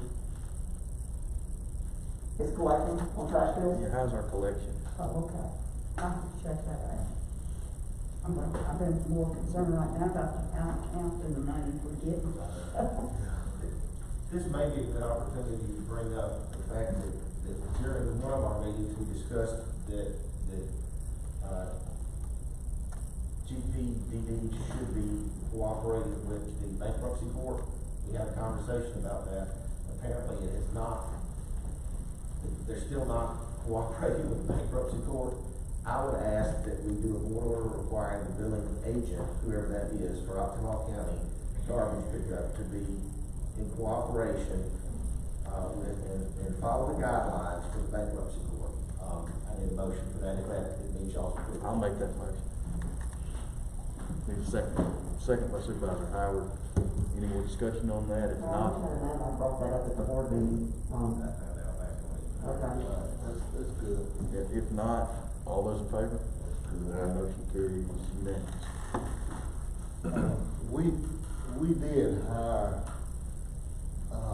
Golden Triangle Plan and Development to do the study, but we haven't yet gotten any kind of update from them. So it seems it would be appropriate for them to appeal before the board to give us some kind of information where they at and whether or not they rely, that their study is reliable, they feel. feel like the study is reliable or not. So, You wanna Ms. just, Emily, maybe it would be appropriate to have them next board meeting Okay, to address the board about, their house count numbers. about the house Yeah, count number. okay. We might not have to. Maybe they feel like they've done it all. Whatever we want. alright. There is a motion. Got a motion by Supervisor Williams. Explain your motion one more time. That Gullah Triangle Planning and Development will address the board. I got you. Just and address of where they're at just bring us up to currently. date. Okay. Bring us up to date on their progress of, house count. Motion by Supervisor Williams, second by Supervisor Howard. Any more discussion on that? If not, all those in favor, say aye. Motion carries. Is that it? Supervisor Williams? Good. Supervisor Howard? Good. All right. From the chair, I have nothing. I think we do have something that we may need to go into executive session on personnel matter, just rather quickly. And I'll make motion that we go into executive session. John, before you, I do have one thing. I've been talking with a couple of teachers in the school district. They were talking about how, they've got some students that parents, since this thing hit, hadn't been able to work and maybe shorten school, getting school supplies and things like that. So I told I would bring before the board to see if you all might be interested in adopting a class for the upcoming year. But I'll get more details, maybe just like buying a bunch of supplies for that class, and that teacher will have them to distribute out to students that need some. But I'll get more details, but I told her I would talk to you, see if y'all can. I did want to mention one thing, Supervisor Montgomery, the application process is now open for emergency relief program for counties and municipalities. If we have any questions, we can dial 844-5-CAREMS. So it's now open for us to apply, paying 100% for expenses that we've occurred during the pandemic. Okay. And I tell you, it wouldn't be a bad idea to get with Miss Kristen Campanella, who I'm sure, she's not here today, but I'm sure she has a lot of things documented that have been because of this pandemic. So we could get with her between now and next board meeting. I don't know if we don't need to carry a motion, anything like that, but at our next board meeting, maybe ask if she's present, if we could, ask her to give us a printout on some of the expenses that we've incurred as a county. We've been working with her on that, we've been providing the information to her on my office. Okay.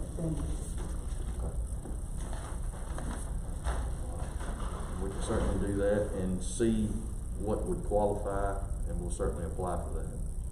Do we need to put any kind of, anything together today? Is there any kind of a board order today that we would need to do, Miss Emily or Rob, that would, I don't think so. I don't think so, no. But we'll get with her on what expenses, could we get a list between now and say next board meeting, Miss Emily, and have a list of, and you can just put it in our packet as to what we've incurred, and then we will, we can do a formal ask for that, from what Supervisor Miller was saying, through the emergency fund that we can apply for and get 100% back, hopefully. But that'll be that. If not, let's go into executive session. I made the motion. I need a second. Second. Over a personnel matter. Second. Second by Supervisor Williams. All those in favor say aye.